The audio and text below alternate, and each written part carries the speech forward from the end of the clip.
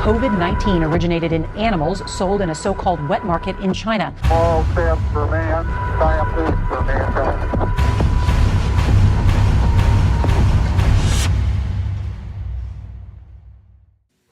All right, Conspiracy Conversation crowd, welcome to Saturday morning. It's good to be with you and enjoying a great conversation. You know, one of the things that I didn't expect when we began this journey is the amount of content that you guys would be sending me that I could be able to be working through, taking in stuff I hadn't heard of. I'm like, that was it. And I was kind of a curious mind, you know, to start with, looking for answers and digging things through it. And I tell you what, you guys have made my spare time completely disappear, and it's been for the good. I'm enjoying a lot of things, a lot of good books, a lot of stuff that we'll get to in the future. I'll be honest with you, some stuff I'm just not gonna get to. But I got an author today, and the pulse of this is to bring people into the conversation that have spent their 10,000 hours deep diving on a topic, that have earned the right to kind of come to the table and share, hey, this is what I think, this is what I see, this is what I'm experiencing, this is what I found, this is what I know, and kind of differentiate something from what people think and what they know, the two kind of separate a little bit. I don't bring people onto this show to iron out their wrinkles, to show them where they're wrong, to debate or argue. It's to set something on the table, because I think if I treat you as an audience as intelligent adults, and if I put a pizza on the table and we sit back, we can all argue whether it's supreme or pepperoni or deep dish or thin. But if somebody comes on and says, no, that's a hamburger, we can probably work this out ourselves. We can have intelligent conversations, and without calling each other names and bringing the other person down, we can just point to truth. And I think that together we can come up with probably better ideas than what's being just force-fed and told you. And I think for some of you, you've woken to like, hey, I've got some muscles in here. I can use them myself. And there's some things I thought that were close, and some things that were close, and I'm learning and growing. And that's called being alive. That's what separates you from your dog, is the ability to take in new information and learn and grow. I want to read you a couple of quotes. This book today is dedicated a couple of places, but one to his three sons. And he says, I want you to stand firm in the Lord to the end. You will not be disappointed. That'll have bigger context as we get into today's content, because the end might be looking kind of crazy, and we're going to talk about some stuff that's kind of interesting. There was a foreword written here by Steve Quayle, and we talk about these topics. I'm going to throw some things out there. It says, person in this book, CERN, quantum computing, black physics, biotech interface, transhumanism, artificial intelligence, geoengineering, terraforming, strong delusions, the wearing out of the saints. There's a whole list of topics. I'm like, every single one of those would be an incredible conspiracy conversation. Today's guest has a military background, a background also in church planting, church developing. But I think more than anything else, he's an incredible voice to help strengthen people and encourage them and move them towards personal responsibility. What can I do to sort of move from the back seat of a car that's being driven by a drunk driver? How do I move into the front, shove them to the side, and say, you know what, I'm going to put my hands on the wheel, and I'm going to take control of this, and I'm going to look up to the Lord for guidance on this. And so, you know, wherever you land on that, don't be, you know, twisted on that. Say, I don't know where the Lord is on this, but, you know, you might be a little shocked at the things that God knows, the things God's concerned about, and the things that God's not caught off guard with, was probably calling a shot, probably even before you got here. So pretty exciting. So I'm really excited to introduce the author of Omega Dynamics, Mr. Jamie Walden.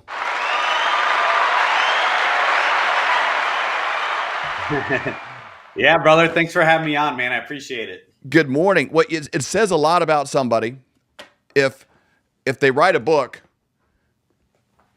but the book also has an accompanying workbook. That says a lot, because it says, hey, this isn't here just to entertain you and tell you how smart I am. We actually got a workbook, a study guide to go with it, because you're an equipper, a trainer. I look at what you do, whatever facet it is I've heard you talk about, and the reason you came in, people started sharing your videos with me.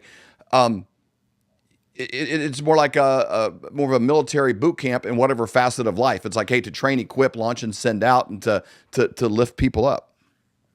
Yeah, it really is. I mean, just for the listeners that don't know me, I have a background in the Marine Corps infantry and was in a specialized platoon in the Marine Corps with a pretty cool mission set. And got out as a sergeant, did some time in there. Was on the push to Baghdad in '03, so the initial march up, and did a lot of training all over the earth, everywhere in every facet. Got out, did the degree thing in history and law enforcement. Worked with the U.S. Marshals for a stint. Was a city cop for a stint. Switched back over, got my paramedic. Was doing tactical EMS, like SWAT type medic stuff, and on a PD, and eventually switched over to fire EMS because at the fire department I could be a firefighter, a paramedic, on the tech rescue team, a rescue boat operator, and Wow. still at times work in tactical EMS. They would pull me for different things, so that kind of birthed like a international, disaster response kind of specialty type of background, just because of those disciplines. And it was throughout that experience where really I started my eyes being open to stuff and doing a deep dive and the reality of the world around us. I know your listeners are going to be very adept and in tune to the reality of how things are actually functioning. In particular, the Western centric paradigm, but in general, the whole rest of the globe, and what has long been held to be conspiracy theory. We all know that it has nothing to do with theory. Theory is pie in the sky, right? Theory is an intangible. It's an obscure. It's holographic. It's conspiratorial, but it's definitely not theory. It's just conspiracies, right, against humanity at large. And what we're seeing right now is this convergent zenith of all things related in our corporal reality and biblical prophecy intersecting right now in our generation. And it's at a breakneck speed that I think most people aren't prepared to endure. And so that's why I've had this burden to really strengthen and equip a warrior class of Christians for the days that are not ahead, but the days that are here. I think it's a crazy path that led you to where you are, but God does that a lot of times. I don't know that David knew he was like in giant training his whole life. He's out, killed a bear, killed a lion. He's being diligent. He's being, sent off to the side to do something else. It's kind of a roundabout path that sort of got him to his destiny. But when that came, he was prepared. You train people in handguns and self-defense and survival, and also, spiritually and you deal in science. You get into a lot of spaces, and it's like, I don't know that there would have been a straight path to lead you to be doing what you're doing. There's no high school guidance counselor that says, "Oh, well, here's I couldn't write the poster story on if the I wall." tried, and there's some even gaps in that. I want to say pedigree. I count it all as lost compared to knowing Christ, right? But and then in that time we've lived overseas. We liquidated everything, became missionaries in the Dominican Republic for a couple of years, and came back and was burdened to write and publish this book, and so then after that, a good friend of mine, Timothy Alberino, who does just seminal research, seminal work, and invited me to be a part of an expedition in Peru for 3 months for what was to be a network TV show studying antediluvian archaeology. So we were in the jungles of Peru and the deserts of the Atacama and in the Amazon basin, digging up elongated skulls of the Paracan people, because it's all related to the Great Deception and related to all the other machinations of men that are coming in a convergent zenith right now in our generation. So it is this weird. People go, and now I'm a church planner, and so people go, "What do you do?" And I'm like, "Dude, I have no idea. Just whatever's in front of me for the day. I have no clue what I do, but whatever it is, I'm doing it." So I agree. We've had a similar path that our family kind of got used to after a while. They're like, "Oh, that's just David and Stacy," being David and Stacy. Yeah. But we didn't have this like, hey, I work for Ford and for 45 years or that kind of a thing. It's just kind of being a God chaser. And I'd rather drop everything I have. We've done the same thing, sold everything. We lived in orphanages in Mexico for a few years when our kids were in high school, and it's like, I'd rather go pursue and go to where God wants me doing something than to be doing something and trying to talk him into joining me. Oh man, that's a good way of putting it. Yeah. No matter what, I'd rather go build a building around where God is than to try and trick him into coming into my building, and doing it. Yeah. And we're in crazy times where we need people, and I look around. We've been a part of the ReAwaken America events for probably 24 months. And it's, guys like Clay Clark. I don't know if you know Clay, but, he Yeah. manages and owns parts like 160 different companies and wanted nothing to do with, religion or politics, for most of his life. And all of a sudden it's like COVID and this happens. And it's like, I'm going to sue the mayor of Tulsa and to keep people's businesses open. All of a sudden this whole other path. And it's like, wow. Come to know it, God was probably preparing him for 20 years for this moment. And there's dozens of people like that, whether they were in the medical field or military, a lot of different backgrounds. And I see this thread a lot. We're going to get into some of the content that you have about the world, where it's at, and the timing of things and how that all ties together. But it's encouraging that as dark as stuff gets, and the more people, if you watch mainstream media and you get fearful and you're like, oh, what's, hide behind the water heater and you hope God comes back tomorrow and you just want to escape, basically some version of that. Maybe it's a glorified church version of hiding in bed with the covers over your head. But I tell you what, there are so many people that are rising up right now that almost accidentally were prepared for this time. And there's no other way to explain it than God really does have a plan, and people are walking in it. And I think waking up to, hey, I have a role to play right now, and it's not hiding behind the water heater. I can be an active participant, not just in the world, but in my world. Absolutely. I mean, and again, that's not just hypothetical. I mean, that's just straight Bible 101. I mean, we're told that it's going to be the times the likes of which never has been and never will be again.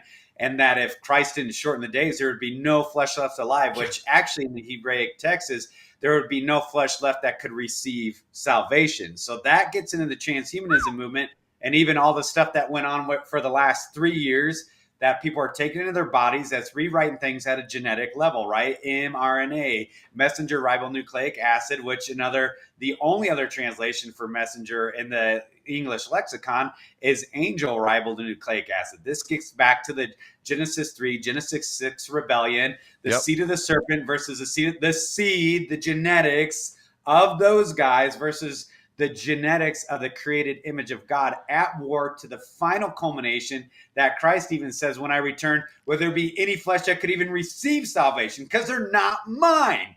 And that gets into the whole scorched earth policy of the power of the darkness, where it's like God says, I will destroy all the elements with fire. Why? Why does he have to destroy all the elements of fire? Because they're not his.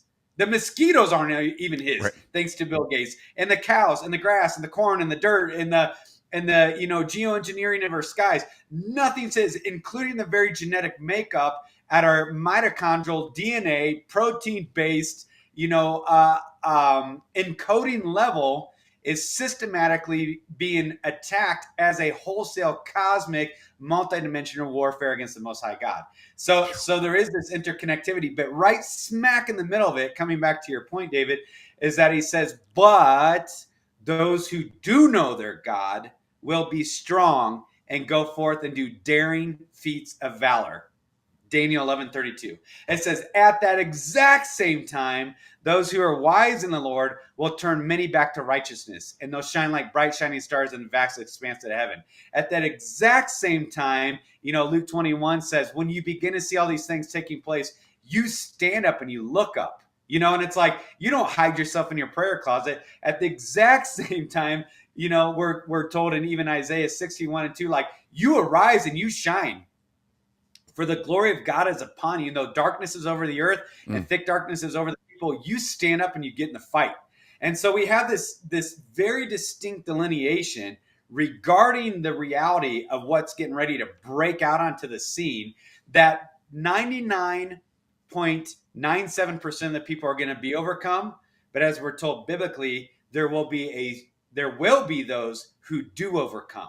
They overcome by the blood of the Lamb and the word of their testimony, and they do not love their lives so much as they're afraid to lose it. They're so secure in the completed work of Christ that they will fight to the death because they know it has no sting. They know it's been swallowed up. They so understand the sufficiency of Christ that there's nothing that can make them balk, which, David, is why the number one threat in America political system is a white evangelical male who believes in the end times. FBI training, DHS training, FEMA training, et al. Why? because they're unstoppable. You can't control them. You can't malign them. You can't browbeat them. You can't take their property from them. You can't force things on them. They're so secure in the Lord that you can't do anything to them. They're the number one threat. That's why all communism, which all communism is theosophy, if people aren't familiar with theosophical ideology, which is all Luciferianism, the first thing you do is destroy authentic Christianity, and you create a counterfeit, weak Christianity like NAR, like the Annie Stanleys, like the Bethel, like the Hillsongs, like the Joyce Meyers and the Beth Moores. I'll call them all out by name. And you create this counterfeit one that's completely powerless. Oh, that's interesting. That's prophetic fulfillment too. It says they'll have the form of godliness, but deny the power of it. They'll be lovers of self. They'll be lovers of pleasure rather than lovers of God, right? They refuse to acknowledge God. Knowing the truth, they neither glorify him nor gave him thanks. Because they love not the truth, he gives them over to strong delusions. It's not that they don't know the truth. It's not that they don't know God. They just don't love it. They love self more and then enter in all the garbage that we see breaking out on the scene. And that's, I think there's never been a better time for the church to have answers, and to really step up, because you got a book that kind of covers the craziest stuff ever. If people into, conspiracy theories, man, we've done the JFK assassination, all these kind of things, but you want like interesting stuff in the world. If you have a neighbor or a friend that's a Christian and you think they're boring and there's nothing in it, like they probably are not in the Word, because you mentioned, exactly Genesis 6. It's like there's some interesting stuff in there. It's like the craziest things you can imagine. Yeah. It is full of it. It's if you think the Bible's boring, you've not really read it. Most of it they couldn't even make into a movie, because like how would you even portray that on screen? So we've sort of been there before, a lot of times, and God is not new to the craziness and attempts of evil to try to destroy what he's created. And he also is never caught off guard. God's not surprised. When God looks up, he sees nothing. He's not chewing his nails. He's not surfing the internet, looking for message boards to find out what's happened next. He wasn't surprised by Kevin McCarthy being, ousted. But he's not like, well, I didn't see that coming. God saw everything coming. I think our role here, and what I'm excited, for you to share is no matter what is going on, no matter what comes, we do not have to be in fear, but we can lean into it and say, God, where are you in this? And how can I let go of anything that I hold on? Like this pen's going to keep me safe, or my money or my job or my title or whatever. Like I'll let it all go. It's like, what's God doing? And how do I partner with that? Because we're in a time now where they say there's no atheist in a foxhole. The whole world's a foxhole. Yeah. And so people are looking for the answers, and God's got them.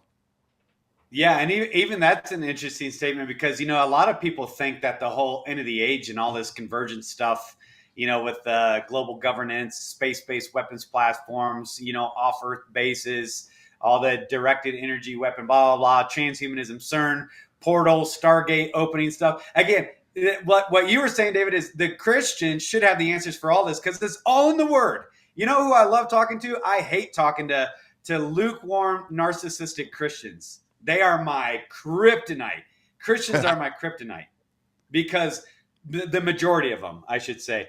What about behavior so modification Christians? Like Christianity being defined by, hey, we got you to stop smoking. Like, or something like some behavior-based appearance thing. It's all behavior modification, right? Yeah. Don't drink, cuss, or chew, or date girls that do. Yeah. But the authentic biblical Christianity is legit. And so I love talking to the witches and the warlocks and the occultists and the New Agers and the whatever they are, because I'm like, oh, bro, you're into Stargates? Hey, let me tell you about my guy. That's all in the Bible. Oh, like you're all about transhumanism and you want self-directed evolutionary process of the species with Elon Musk and Bill Gates and all your other hive mind Neuralink stuff. Hey, that's cool. Guess what? That's in the Bible too. Like, oh, you want to talk about UFOs and weird, creepy things that are extra dimensional? Are there extraterrestrial? They're beyond Earth. Let me tell you about all kinds of crazy creatures in the heavenly realms listed throughout scriptures. And a third of them rebelled, and a third of them are in open insurrectionary warfare against humanity. Yeah, I can talk about UFOs. I can talk about Stargates. I can talk about necromancy and grave soaking and blah, blah, blah. Like whatever you're trying to tap into, homie, bro, I can come right at you with it straight through the biblical lens in a way that tells you, if this is true about God, then could you can see that maybe Jesus is who he said he was. Yeah. And that sin is what you think it is, and that the forgiveness of sins is what you think it is, and that there is an eternal life, and there is a cosmic warfare for the souls of men against the glory of God being waged on a multidimensional battlefield that you don't understand. Could you concede that? Like I can look out my back window here, and I'm at Mesa Verde National Park, so I can see the Mesa Verde. I'm in the Four Corners region. This area, you talk to somebody out here, they'll go skinwalkers, Bigfoot, UFOs, whatever. And there's not one Christian in the region that has an answer for them. Not one. This is like a cultic center of the universe. Like from the Anasazi Pueblo to the Navajo to even the Aztec, Mayan, Incan, all trace their roots in some form of another of their creation story to this Four Corners right here over my shoulder that I can look out my window at. And and nobody's given the answers. They don't have any answers. Why mRNA? Why was it a global hive mind? Why was there a collective consciousness created through a satanic, traumatic experimentation and full-on global satanic ritualistic abuse? The traumatization of the terraforming the earth with fear. Why are they spraying the skies the way they do? Why do they need Space Force and space-based weapons platforms? Why are they talking about arts to get off the earth? And why are they smashing atoms into each other, trying to tear a veil in the seen and unseen worlds over the ancient land of Apollo or Apollyon, which is specifically mentioned in Scripture? And they're trying to tear. What is going on, and why in the world isn't every pastor in America teaching the people these things so that we might have a hope, one, in the middle of it, and two, that they might be strengthened and equipped to endure to the end, because those who endure to the end will receive the crown of life, not those who really like their golden ticket to the Wonka factory. It is not about your golden ticket into the Wonka factory, right? That's good.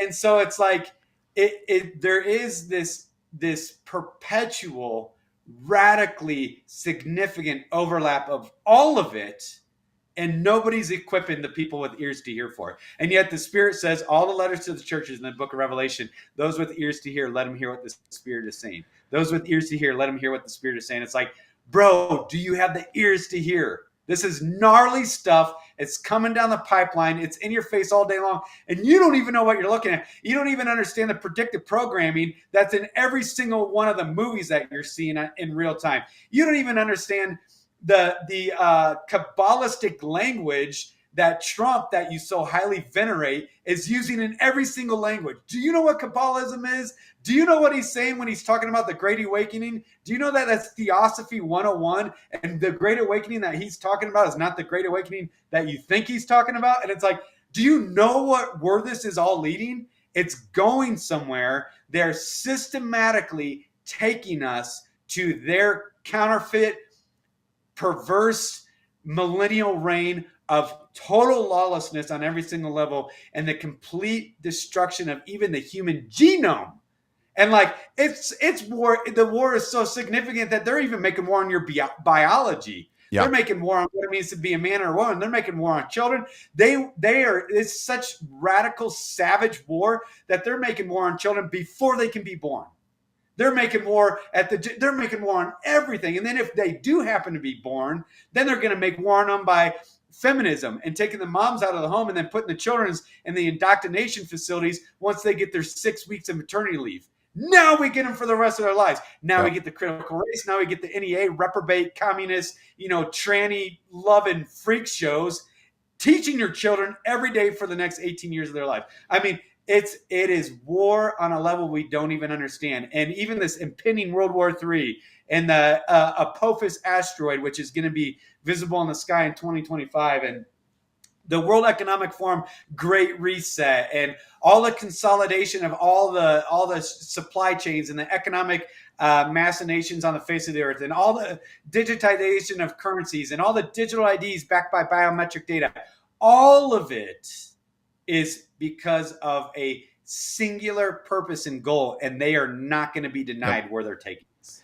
I want to jump into two things based on what you said. I wasn't planning on getting into CERN, but I do want to just bring this up because for people coming into this, say you came into this room, there's a lot of different doors that would have gotten you in this room. You might be here, for the conspiracy stuff. You might be here for faith-based stuff. You might be here for politics or military intel. Like, there's a lot of doorways you might have entered this room. But this idea, like the church was typically looked at as a place you went to and it was like you had to drop everything that was fun and go live this boring life. When you look at the level of spiritual awareness that takes place by evil,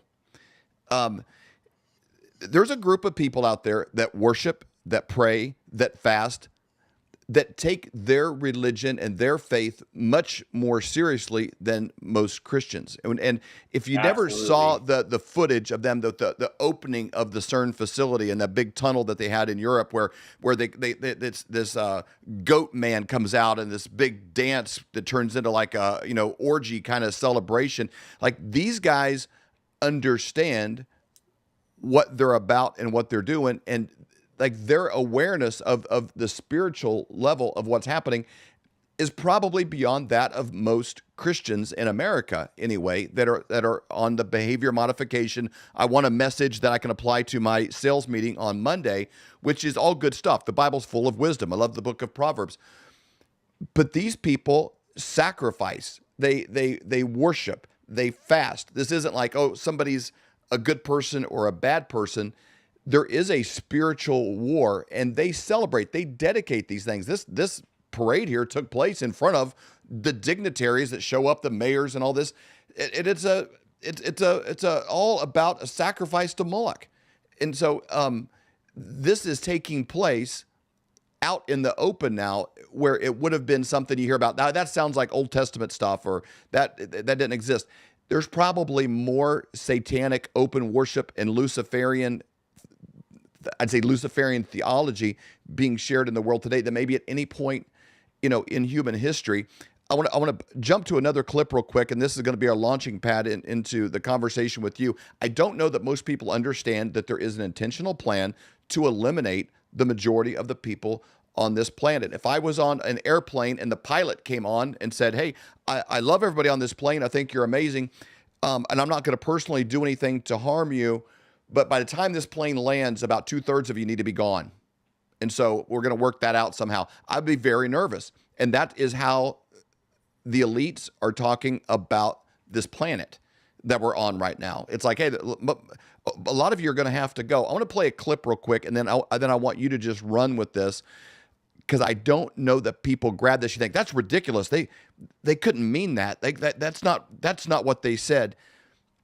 Watch this clip and ask yourself, why would anybody ever say these things out loud? These statements I'm getting ready to play you were not after a couple of drinks at a bar and they were joking. These are on stages, prepared presentations. These are well thought out ideas that they have been implementing since, at least openly and intentionally, since 1971. But let me play this clip, and then Jamie, I'm just going to like a cattle prod to a wild horse, just let you run with it after we play this, because you do the best job I've seen at grabbing this and actually having an explanation of anybody I've heard. So let's run this. We cannot hide away from human population growth, because it underlies so many of the other problems. All these things we talk about wouldn't be a problem if there was the size of population that there was 500 years ago. My name is Jane Goodall. My age is 80. My job is giving people hope. If I just have this magic power, I would like to, without causing any pain or suffering, reduce the number of people on the planet. The planet can support something like 1 billion people, maybe 2 billion, depending on how much liberty and how much material consumption you want to have. If you want more liberty and more consumption, you have to have fewer people. And conversely, you can have more people. I mean, we could even have 8 or 9 billion probably if we have a very strong dictatorship, which is smart. It's Unfortunately, you never have smart dictatorships. They're always stupid. But if you had a smart dictatorship and a low standard of living, you can have it. But we want to have freedom and we want to have a high sentence, so we're going to have 1 billion people. And we're now at 7, so we have to get back down. I hope that this can be slow, relatively slow, and that it can be done in a way which is relatively equal. He's making because of very, very high medical costs and a lack of willingness to say, is spending $1 million on that last 3 months of life for that patient, would it be better not to lay off those 10 teachers and to make that trade-off in medical costs? But that's called the death panel, and you're not supposed to have that discussion. Hey, Flyover family, we'll get right back into our conversation with Jamie. I know you're learning a lot and taking a ton of notes, but we try to use our platform here at the Flyover Conservative Podcast to answer some of the major questions that we are having personally and use our relationships and connections to help you with that. Your food, you got access to food without mRNA technology stuck into it, or made in a lab by Bill Gates. Your communications, we're going to get into more of that here with Jamie about why communications are important. Medical, you got a doctor that you can trust that's going to take care of you and answers to your best interests, not a government protocol. And then your money. We know that the dollar is being destroyed before our eyes. The BRICS nations are joining against it. It's just no longer going to be the global fiat currency. You need something that holds value against the dollar. Bullion silver is the best way to do that. And we've had a relationship with Dr. Kirk Elliott for over 25 years. His dad was a mentor to Stacy and I when we were first married. I trust him completely. My kids, my mother-in-law, everybody that I know, I've referred to him to help them take some of their money, get out of this and into something that is real and is going to hold its value and appreciate against this dollar. The good thing about physical silver in a bullion form, not a collectible Elvis Presley coin or something you have to sell to somebody because of a story, something you're buying for the spot price, not an inflated amount. Dr. Kirk, you don't pay commissions when you get out of it, and I can get out of my bullion in 48 hours and turn it into whatever I want in the future. It could be stocks, it could be a digital currency, it could be whatever. I can store it on hand or I can store it at an off-site location. But either way, a phone call in 45 minutes, in a day or two, 48 hours, and I could turn it back into whatever currency that I want in the future. And I cannot tell you how important that could be for all of us.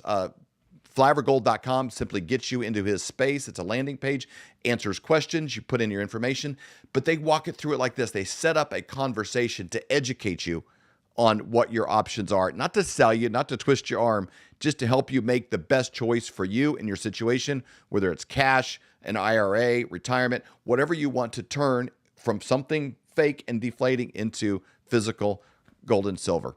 All right, let's jump back into our conversation with Jamie. Wow. Okay. So we could go on and on because there's a lot of versions of that, but these are set on presentations with PowerPoint slides and things to back them up. And it said, sweet, like, I love people. I don't want to harm anyone or cause any suffering, but about 2/3 of you are going to have to die. Yeah.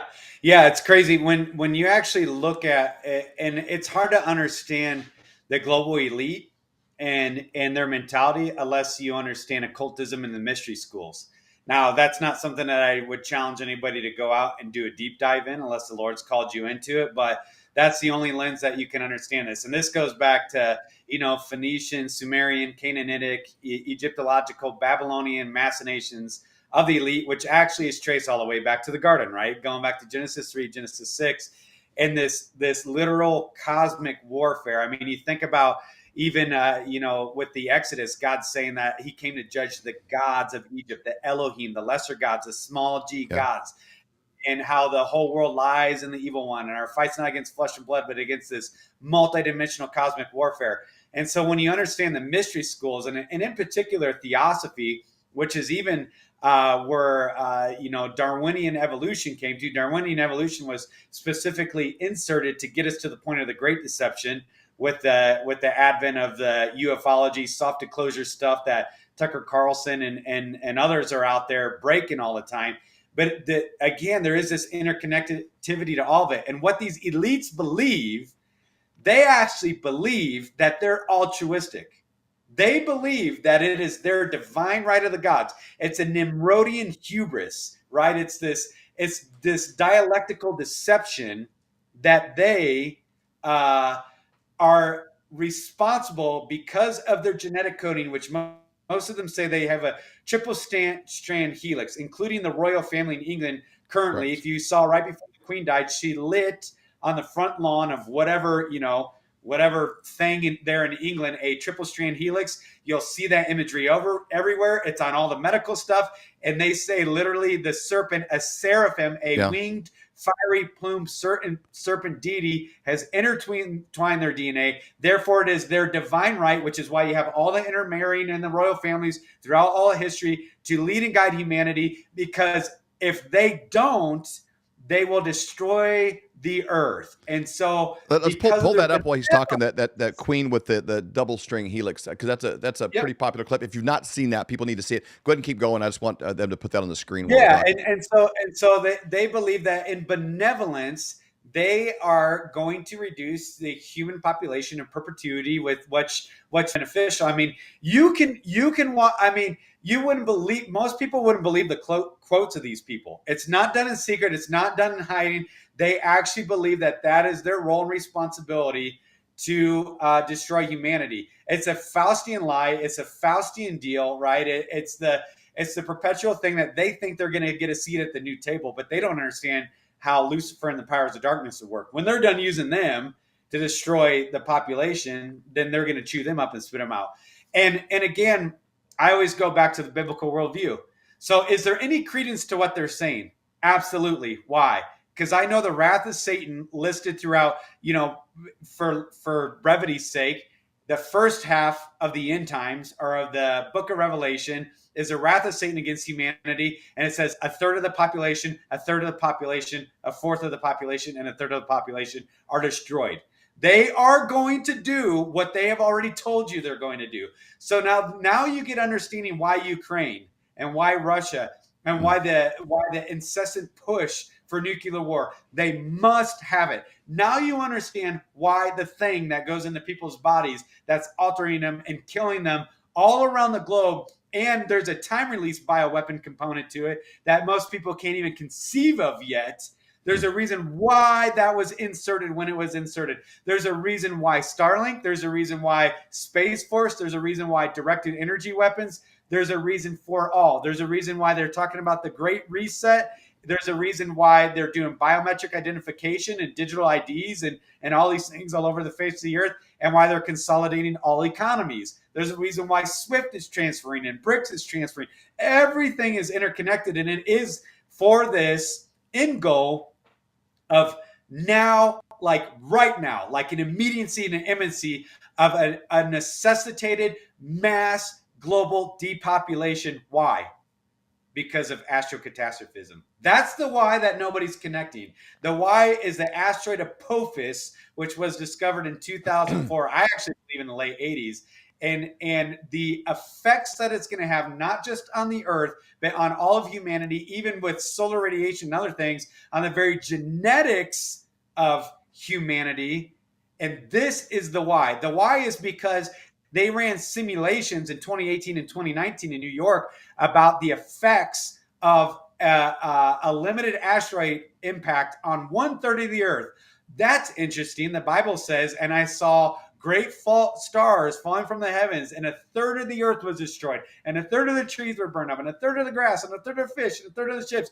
That's interesting because the scientists are saying when this asteroid comes by, 1/3 of the Earth, wherever it's at on its axial tilt and rotation at the time, will be shot with a shotgun blast, for lack of a better word, that will destroy exactly 1/3 of the Earth, 1/3 of the population, 1/3 of our resources. They know that this thing is coming, and when they ran all these simulations, you guys can go read all the space agencies' data from all around the world and our U.S. government, and all this simulation happened right after Trump initiated Space Force. Then they ran these simulations in New York with all the think tanks and all the central planners of the world. Here was their conclusion, David. Their conclusion of the simulations of an asteroid impacting 1/3 of the Earth, or the effects of it impacting 1/3 of the Earth. You know, they talked about the volcanism and the tsunamis and the major city impacts. And the superheating of the atmosphere because of the thermal dynamics of this thing hitting in the water and blah, blah, blah, and all these different things, and the famine and the third of the sun being darkened and a third of the moon being darkened by the debris that's thrown in the air. This is all biblical language that they're using as central planners. Their conclusion was this: that asteroid was not the threat. The only threat is the human chaos factor. This was their conclusion on 3 different simulations. The human chaos factor was the greater threat than the asteroid itself. Therefore, we need I kid you not, global centralized government. We need a global centralized form of communications to keep disinformation and misinformation from getting out about the asteroid, even coming towards the Earth, and the effects of it after it happens. They said they needed a centralized currency because all the economies would collapse at a single time. They said they needed to centralize all forms of distribution, food distribution, and resource distribution. And because they could not control the human chaos factor, that they needed to drastically reduce the population before the asteroid comes. Just so people know, 2029. 2029 is they can track it with all their high-speed physics data, but here's the key thing. It will be visible in the sky to the naked eye in 2025. So what's interesting is they give the exact date and time. My notes are all mixed up all over my desk, but they give the exact date and time of when this will be visible and when the debris trail of the asteroid will go through the debris trail, which would be like that shotgun blast on the Earth. And it happens to be 3.5 years from the time that it's visible to the day, 3.5 years to when we would go through that thing. If anybody knows the midway point of the tribulation, happens to be 3.5 years, and all the effects of the seals and the trumpets, and even up into the bowls, judgments, if you read it, it reads as an ongoing astrological event, meteorological event that is impacting all of humanity, because God is doing his last great act to get humanity's attention so that they would look up. So now you understand why even Obadiah 4 says, though you set your nest among the stars, I will bring you down low. Now you understand why the movie Elysium, why the movie Oblivion, why the movie Greenland, why the movie Deep Impact, why the movie, The Matrix with Neo, Near Earth Object, right? Like, why are they spinning into oblivion?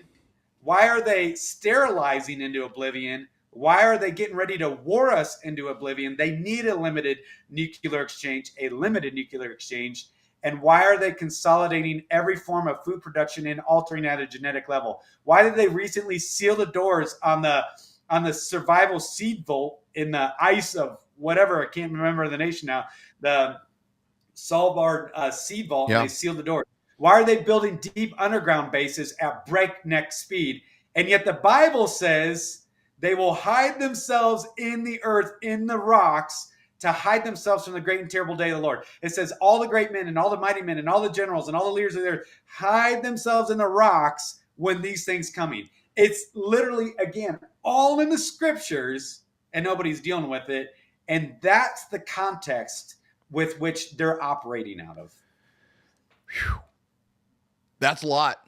Okay, a couple of, not just kind of like a housekeeping and frame this. If you're listening to this, we've had shows in the past where people have this theory of revelation and this interpretation of revelation. My goal here, and my goal with you, Jamie, is I want to pull as much from you of what you're seeing, but what about this, or correct, or any of this kind of thing. I brought 90% of my notes here, other than your name and website, were for me taking notes today, not all the things I want to try to convince you of and this kind of thing. I am willing personally to let go about anything for truth and what God is saying and what God is doing. My identity is not attached to, but I grew up and the flannel graph had this picture and it said this thing, I think we're at a point where everybody needs to humbly pursue truth and say, hey, the reality of what's going on. I want to walk through what you said just a little bit and maybe do a little vocabulary lesson, Jamie Walden style. So just a couple of words you threw out. NEO, near Earth object. So that's a thing that I think will probably come up more as we go through this. People understanding that what it's about. I'd like to dig in this, and Colton had it on the screen there. This Apophis asteroid. Is that the right? Am I saying that right? Yeah, Apophis Apophis is the centrality of what's going on, and people can do like a perfect condensing of different random things I'm fire hosing you with right now. I didn't even get into the science of it. The science of it is fascinating to me because it perfectly validates literally scripture by scripture in the book of Revelation about what's going to happen. And then they tell you scientifically what this thing's going to do. It's verbatim. It's insane to break it down, but it's the Wormwood prophecy by Dr. Tom Horn. You can get it at Skywatch TV. It is a very well researched, documented, bibliographied out, thing where he systematically goes through what all the space agencies are saying, what all the science is saying, what all the whatever is saying about, in particular, Apophis. It's all centered on this Apophis. And what's interesting about Apophis is an ancient Egyptological deity who was the god of chaos and destruction and death and darkness and earthquakes. And the unique qualifier about Apophis is that you cannot stop it. There's no stopping it. So isn't it interesting that this asteroid that they locked onto, they named Apophis? Now, let's back up a little bit, David. This gets into Ronald Reagan's address to the United Nations Assembly in the 1980s. And it's a very, very particular address. Let me read, because this is when they locked onto it, and everything has changed since that time. Ronald Reagan's address to the UN General Assembly says, "In our obsession with antagonisms of the moment, we often forget how much unites all the members of humanity. Perhaps we need some outside universal threat to make us realize this common bond. I occasionally think how quickly all of our differences worldwide would vanish if we were facing an alien threat from outside of this world." He was saying, he was telling you, that was their broadcasting. Listen, all world leaders, we know what's coming. We know, start preparing in secret. If you remember, even in movies like Greenland, the most recent one with Gerard Butler, or Deep Impact from, I think that was maybe the early 90s and stuff like that. The whole thing in both those movies and several other ones is that all the world leaders and the central planners knew it was coming, and they were doing everything they could to prepare for it and even to deflect it. But they didn't tell the populace till they could see it, and they couldn't deny it anymore. If people remember, I think it's in my notes somewhere, but again, they're all mixed up. Was it last year or maybe a year and a half ago now, where it was a blip in the news cycle about them smashing that piece of satellite technology into a comet to see if they could deflect it? They're training for Apophis. They're literally sending up asteroid deflecting things. They're doing nuclear testing. They kind of like the movie Armageddon. They've brought in Bruce Willis. Is that the Bruce Willis movie? What's that?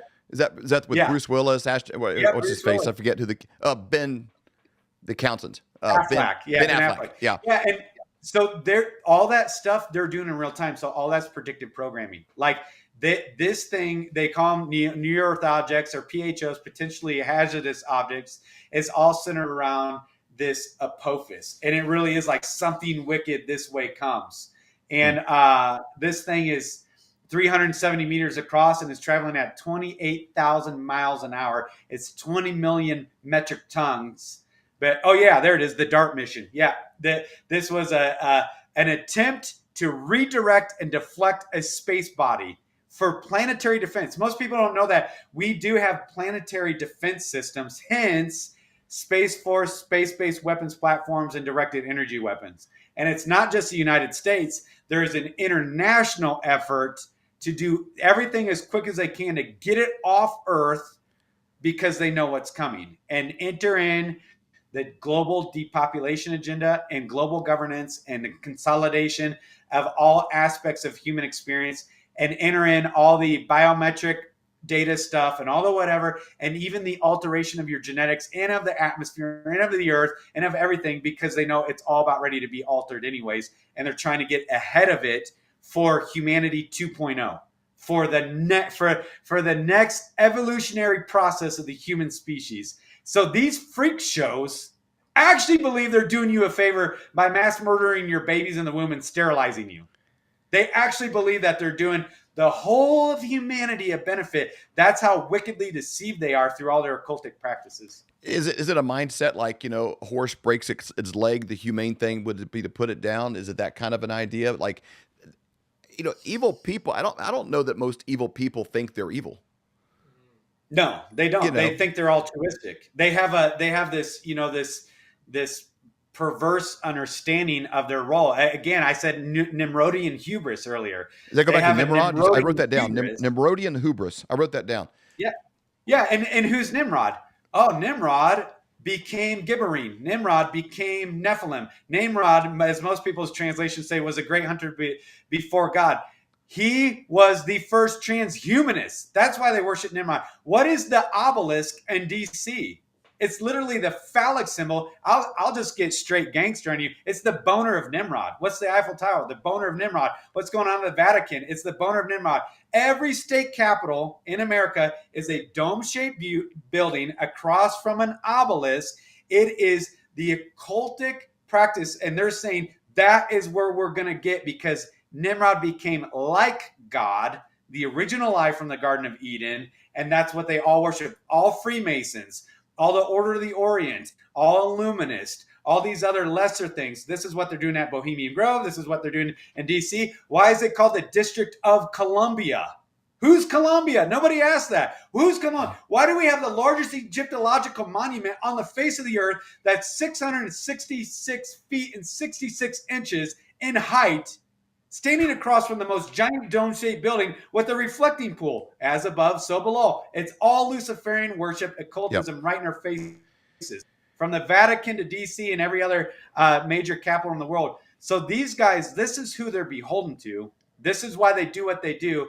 And like Freemasons, when they get to the 32nd and 33 degree level of Freemasonry, they, quote unquote, come to the revelation that Lucifer was misunderstood. He's the one true God, and it's the Promethean fire, the Promethean deception, that he's trying to give humanity knowledge and understanding and usher them into the evolutionary process that they can be like God. And if you'll just worship him, he'll help lead you into that. That's what all these guys believe. All of them believe it. This is what's in Hollywood imagery and every single movie. This is what's in Transformers and Captain America and the X-Men movies and above. It's literally everywhere. Everywhere. Disney movie called Genesis 6. I mean, it's in every single aspect of our pop culture, and nobody even knows what they're looking at. We could do a whole show, deep dive, just on how much of Washington, D.C., the capital of our country, is this the symbology in the city itself. It really should be just like scraped clean, like a cancerous wound on the body, and removed. I mean, if our country is going to ever be what we claim it is, we've got to break ties with this kind of, like, I wouldn't let that in my yard. I wouldn't have that in my house, for sure. I wouldn't want any kind of connection with those kind of things anywhere in my world. Yeah, it would have to be like the days of Josiah, where it says he tore down every high place. He tore down every altar. He smashed the stones and pulverized them in the dust. They tore it all down to restore righteousness. And most people don't understand that, believe me, I have a degree in history. So like I'm a historian by formal training. So I understand the classically taught, ideologies of the founding of America, but it's just not true. When you study the Sir Francis Bacon and Adam Weishaupt in the 1600s and what they saw America as was the new Atlantis. They actually believed this was the foundings of America at the origin, that this would be the place where the Atlantean age, the return of the golden age of gods, the men of renown, the return of the gods of old would occur on this land. America is Amaruka, is the original word that was given for America, which means land of the winged plume serpent. Who's the winged plume serpent? That's the Nakash, that's the Seraphim, that's the Garden of Eden. That is the winged fiery plumed serpent. And when you think about it, go from Quetzalcoatl to Chinese dynastic, things to Shintoism, they're all worshiping a winged fiery plumed serpent. What's on the crown of the elongated skull covering of the Egyptological pharaohs is a winged serpent. Is center stage in every iconography everywhere, because that's who they're worshiping. And actually, that's what America was founded to be by the mystery school adepts of Europe fleeing their quote unquote religious persecution, was that this Amaruca would be the place, because of the mounds all over, because of the mounds of the giants and the mounds of whatever, because of what the Native Americans were telling them was going on here, because of the Egyptological artifacts in the Grand Canyon. Go study the Grand Canyon. Go look at the name of every monument in the Grand Canyon. It's only Egyptological, because of the Canaanitic boats and the giants' bones found all over the Upper Peninsula in Michigan, because of all this crazy stuff, the Cahokia Mounds in Illinois and the Serpent Mounds in Ohio, and all the city of angels. The city of what angels? How about the fallen angels? How about the insurrectionary angels? From coast to coast, this land was pre-consecrated for one singular purpose. The mystery school adepts knew that, and they came here fleeing religious persecution to reestablish that. That's why 13 colonies, 13 tail feathers on the phoenix, not an eagle, the 13 arrows. That's why there's 33 stones on the pyramid with the all-seeing eye of Lucifer, and it's not finished. And it is their goal, Novus Ordo Seclorum, to bring about the new order of the ages. Their new order is actually a return to the old order. It's the return of the golden age of the gods. That's what our elites believe. That's why they practice the raising of Osiris ceremony at every presidential inauguration since George Washington. The Scottish Rite Freemasons have performed the rising of Osiris ceremony as he's being inaugurated. What's the right? Who's Osiris?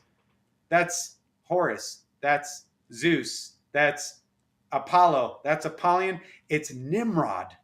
Literally the resurrected Nimrod. Now, don't even get me started on the Antichrist, because all of this is related to all the attributes of the Antichrist that they're in worshiping in perpetuity and preparing for. They prepare more for the, resurrection of the Antichrist more than Christians are preparing for the second coming of Jesus Christ. It's insane. Okay. I don't know if there's a little blood trickle out of my ear or something here. There's just my little brain is just working on hyperdrive. Matter of fact, my head's feeling warm. Okay, I gotta jump back a couple of things here. Canaanitic mounds. Okay, so you're referencing. Let's talk about Canaan. Let's talk about the 12 spies, what they saw, and the connection there. Because I'm assuming that's what you're referencing. So yes. So I mean, I'm sure that could be an episode, but like for the listeners, especially, Christians, that here's an encouraging thing on like a side note addendum I'll pin to the side. One thing I've found I said we do these ReAwaken America events that we've been at. There's probably 6,000 to 10,000 people at each of them. And Flyover Conservatives hosts a meet and greet on one night. 'Cause I just like people getting together and connecting and meeting each other. You should go home with like resources. Hey, who's in my area? Who can we actually do something with? And so we host these meet and greets. I started noticing about 7-8 months ago, this common theme. Now I ask for it. I fish it out. I have more people that have been in the church for 20, 25 years, 30 years. And they're telling me this, since COVID lockdowns, my church shut down, this and that. I'm actually reading the Bible at home on my own for the first time in my life.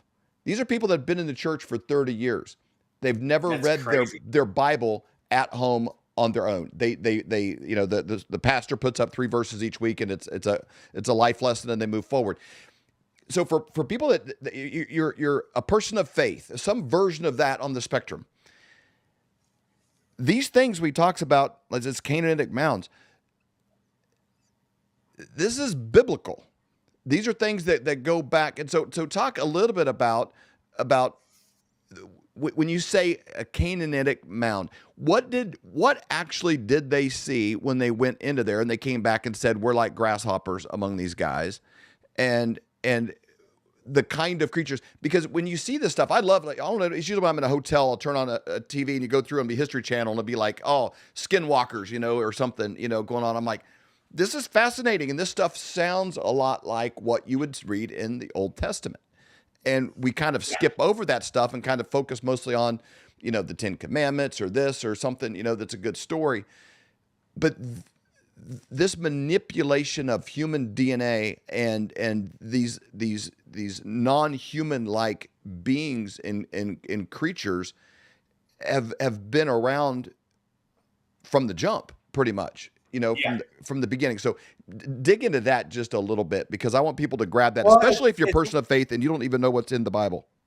Yeah, it's one of those things where, you know, you'll hear, I mean, it's so crazy how ill-equipped the church is because of the narcissists, you know, puppeteers in the pulpits, right? Doing their emotionally predatory heartstring pulls every Sunday so that they can build their capital campaigns for their next student center. It's insane, right? Like, why don't we know these things? So, like, if you don't understand Genesis, you can't understand any of it. Not that you can't be in the faith, and not that you can't be glad for the forgiveness of sins, but actually the gospel was in response to the insurrection. Even God creating humanity was in response to the insurrection that occurred before even human creation. Genesis 1:1, the world was tohu and bohu in the Hebrew, right? Without form and void. And the Lord stood over the waters of the deep. That's how most people read it. It's the world was without form and void, and the Lord stood over the chaos dragon, over the Leviathan. It was forced into this formless void because of the insurrection, and even humanity and even faith. This is why faith is such a big deal. Having not seen God, they believe him, right? And the dust of the earth, he breathed life into him. He says, they will choose to worship me, having not seen me. You, third, saw me in full, knew me in full, and you went into open rebellion against me. Watch this. He said, the whole earth lies in you can have the whole earth. All the nations are given over to the powers of darkness. He goes, I'll take this sliver and watch what I'll do with this. Oh, you want to show up in the tree of knowledge of good and evil and make it look like it's burning? Seraphim, Nakash in the garden. I'll use a bush, you jokers. You want to do this? I'll do that. Everything God is doing is tit for tat all the way through Christ Jesus. He was crucified at what most people say is Calvary, right? Or Golgotha. What's Golgotha? The place of the skull. The place of what skull? The skull of the Nephilimic freak show giant that David cut his head off. Christ is literally asserting his dominion over those guys that rebelled. He said, on this rock I will build my church, and the gates of hell will not prevail. Where was he at? Caesarea Philippi. What was he in the shadow of? Mount Hermon. What was going on at Mount Hermon? That's where a third of the angels descended to make war against God by corrupting humanity. Jesus said this, like everything was an assertion. When Jesus told the waves and the wind, peace, be still, and they obeyed his command, that goes back to Genesis 1:1 about the chaos over the deep. Anytime when it talks about the fomenting and the raging of the waves, it's talking about the rebellion, their rebellion. And that's why it says in the book of Revelation, and the oceans and the seas will be no more. The rebellion's done, finally, once and forever. So everything that's going on in scriptures is this tit for tat, including the usurpation of genetics, because they knew that the gospel and the salvation and the restoration, the redemption of humanity was going to come through the seed of the woman, through the genetic offspring of humanity created in God's image. They didn't know how, they didn't know when, they didn't know what. So scorched earth policy, burn it all down, corrupt it all.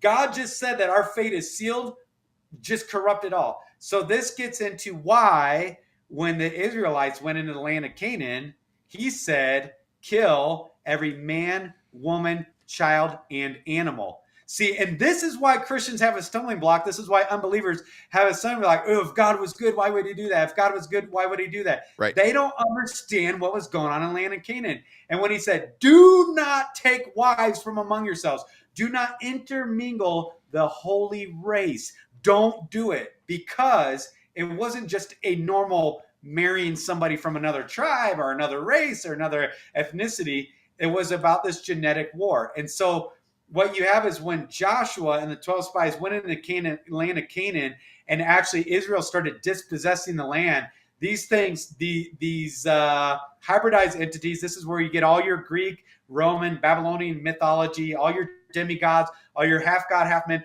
It wasn't myth. That was their world. It was their world. It's in every hieroglyph, every pictograph, every geoglyph.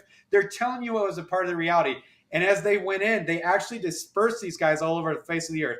This is why you have a global collective consciousness, a global technology, pyramids on every continent, interconnected through different even energies in the atmosphere that they knew and understood at the time, high technologies that we are only now rediscovering, including internet or nuclear weapons. There's a vitrification and aspects, even in the Vedic text in Sanskrit, of nuclear wars that are occurring way before time. You know, you have even as recently as the Roman legionnaires having discussions about having to fight battles against men that were 20 to 30 feet tall and had aerial vehicles that shot fire at them. They're discussing literally directed energy weapons that Roman legionnaires would go into remote areas as they're expanding the Roman Empire that they were still having to conquer. All the way up into the current age, we have reports coming out of Afghanistan of Marines hitting certain cave complexes and running into 28-foot tall guys that are ripping half the platoon apart by hand before they take them down. And then the body's put on heavy lift military aircraft and never heard of again, right? And so what you have is when Joshua and Caleb and 12 spies and Israel went into Canaan, they dispossessed. So you have Sardinia and Malta and, you know, through the Levant and everywhere else, including North America, with the mounds, with all the mound builders, the Canaanic stuff, with pyramids. Even here in Salida, Colorado, I'm in Colorado, there is a pyramid right smack in the middle of the town that they can't even decipher how old it is. Egyptological artifacts, Canaanitic artifacts and boats up in the Great Lakes, because when they entered into the Promised Land, they dispersed those guys all over, and then they created this. Every place you go on the face of the earth has the exact same technology, exact same architecture, and the exact same paganism, the exact same deities being depicted in all their iconography, everywhere on the face of the earth at the exact same time. And it was right when they entered in the land of Canaan. Boom. You know, it's amazing some of the pyramids that they think are just a big pile of dirt or a hill now that they're uncovering. You've seen these pictures, like this is what it looked like in like 1912, and now it's today, and it's like all uncovered. Yeah. It's like those are like the biggest pyramid in the world. Yeah, I'm sure Colton can pull up a slew of these. One of the biggest ones in the world is in Mexico, and they thought it was just a mountain until recently, and it's actually a pyramid. And so like the idea that Darwin brought into the conversation, that pretty much everything before like 5 minutes ago was a bunch of like knuckle dragging cavemen that were primitive and couldn't talk, you know, that were impressed to have discovered fire accidentally. Like these kind of ideas were injected into our educational system very intentionally, because it sort of turns off that part of your brain, kind of like the Truman Show with Jim Carrey. You know, it's like they don't want you to even think about ever leaving the island. So every picture is like of a plane crashing, or, you know, when you go to the travel agency, it's like you're influenced and gaslit in a way that you can't even allow your mind to even think about what might have been, you know, before, because we're always at the height of civilization. We're always at the front car of a long train, and everything before you was just cavemen. But that doesn't play out when you actually look at the earth. No, it doesn't. And what's interesting about Darwin is if you really dig in deep, is where Darwin got his idea is now I can't remember who it is off the top of my head, but his grandfather and another well-known thinker, occultic thinker, his grandfather and them were best friends. So as a kid, he grew up listening to it. I think it might have been Blavatsky's, maybe Madame Blavatsky's, who was a originator of theosophy, which is what all modern Luciferianism and communism is rooted in, theosophy. Everything in our corporal reality is based on theosophy. That's where it came from. And even the insertion of the evolutionary process of the species was they knew, because of whatever they're tapping into, that it had nothing to do with, men evolved from apes, but it was to get us to this point in humanity where you could conceive, and this gets into ufology, the ET, ideology, the return of the golden age of gods, and all transhumanism was Darwin had to start that then to slowly do the soft sell to humanity now, to where with the biotech interface and the return of the golden age of the gods, that you could conceive and actually long for and take into yourself aspects that will alter you, because it's just a part of the evolutionary, it's self-directed evolution of the species to solidify in your mind that you can be like a god. You can be like God. And this is what all the ET stuff is getting ready to do. This is what Mormons are preparing the way for. The Vatican's preparing the way for. Excellent book out there called Exo Vaticana, preparing the way where they go through everything that's being taught at the Vatican Seminary. Can you spell that? It's exo like extraterrestrial. Okay. Vaticana. And that goes into the most insane detail of Guy Cosmologno and all these other thinkers at the Vatican, how they are talking about baptizing their space brothers, the return of the golden age of the gods, the return of these guys. The Pope has said it will require rewriting of the Gospels when they allow humanity to understand that they've been in contact with these guys from the beginning of time, but humanity hasn't been ready for it. But the Vatican now feels that the Catholic Church, which is 2 billion people worldwide, can receive that knowledge, that it's time for them to evolve to where God wants them to be, which is to be more like God. I kid you not, the original lie from the Garden of Eden is what they're publicly teaching at Vatican Seminary.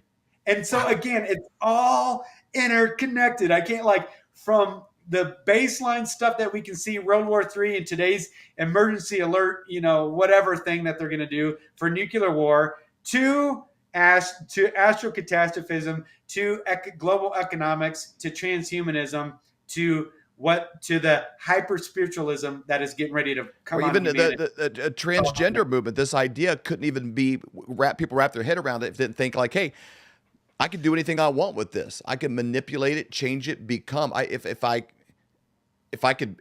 man become a woman and vice versa, then a man can become a god. This is just a vehicle that you're in, and you can make it anything you want. Well, notice, David, the Baphomet, right? The icon of all modern Satanism is androgynous. It's a tranny. So transgenderism is occultism.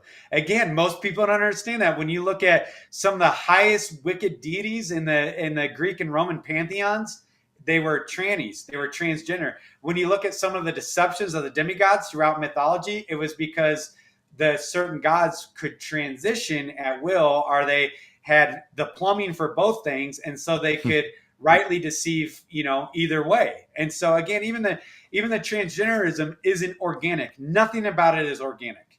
It's all rooted in where they're taking us. They're taking us somewhere very particular, and they have been working for several thousand years to get there.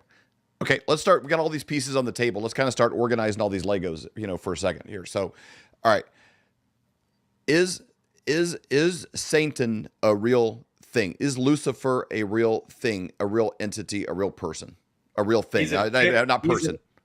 He's a very, very physical entity. In fact, it says that he was perfect in all of his ways. The fullness of wisdom, the fullness of beauty. There's all these different attributes in him, until iniquity was found in him. So he is a particular being. The reason why the occultists use the word Lucifer is because they won't use the word Satan. Actually, Satanists are used as a joke by the true occultists. The modern Satanists, the black lipstick wearing emo freak show arm cutting jokers, those guys are the laughing stock to the true occultists. They worship Lucifer, not Satan, because Lucifer was his pre-fallen identification. Okay. And so he's very real. He is a cherubim, not a seraphim. Very particular distinction to make, because there's too many things. Like when people say, yeah, when Satan deceived Eve in the Garden of Eden, I'm like, it wasn't Satan in the Garden of Eden. It was a Nakash, and it was a seraphim. Lucifer himself is a cherubim, completely different species and genus of celestial beings that God created. And again, that gets into, there's all kinds of things going on in the heavenlies that we don't fully understand. But you read Ezekiel and Ezekiel's wheel and the creature standing around the throne and blah, blah, blah. Okay, so look at all that iconography, right? And then go look at Egyptological hieroglyphs. The same things being described in Ezekiel are the same things that they're physically worshiping and giving things to and giving their children to. Because a third of those things rebelled and came and walked around men and led men for thousands of years. Something that's kind of really disturbing to me a lot, you see on social media, this versions of this idea of there's a meme I've seen where it's like Jesus like this and like some cartoon version of Satan, and they're arm wrestling, and it's like kind of a thing. I'm like, there's always this.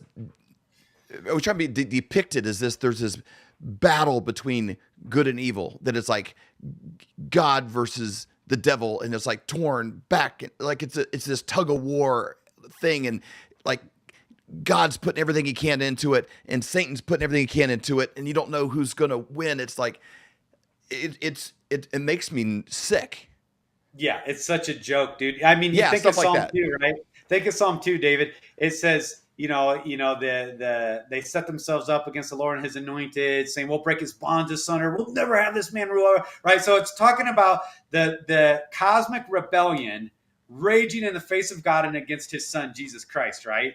And he speaks to it so like it's nobody. And then he says this. So they're doing all this. Think of the Armageddon. They raise their weapons skyward. There's a reason why they're doing planetary defense. One of it is the asteroid. The second one is they all know Christ is returning in the clouds, and they're literally putting directed energy weapons up to confront Christ. Listen to what they say. They'll tell you. You can read this. This is OSINT, open source intelligence.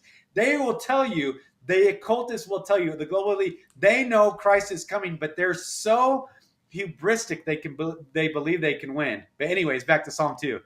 So they're doing all this for eons, even off-earth weapon systems to confront Christ. And it says God terrifies them in this. He mocks and scoffs them. He scoffs and laughs. And then he terrifies them in his wrath, saying, I've installed my son on Zion, my holy hill. So God's response, there's no wrestling match like that image shows. God's response is this, David. He goes, ha! That's it. That's his response. Like, do your worst.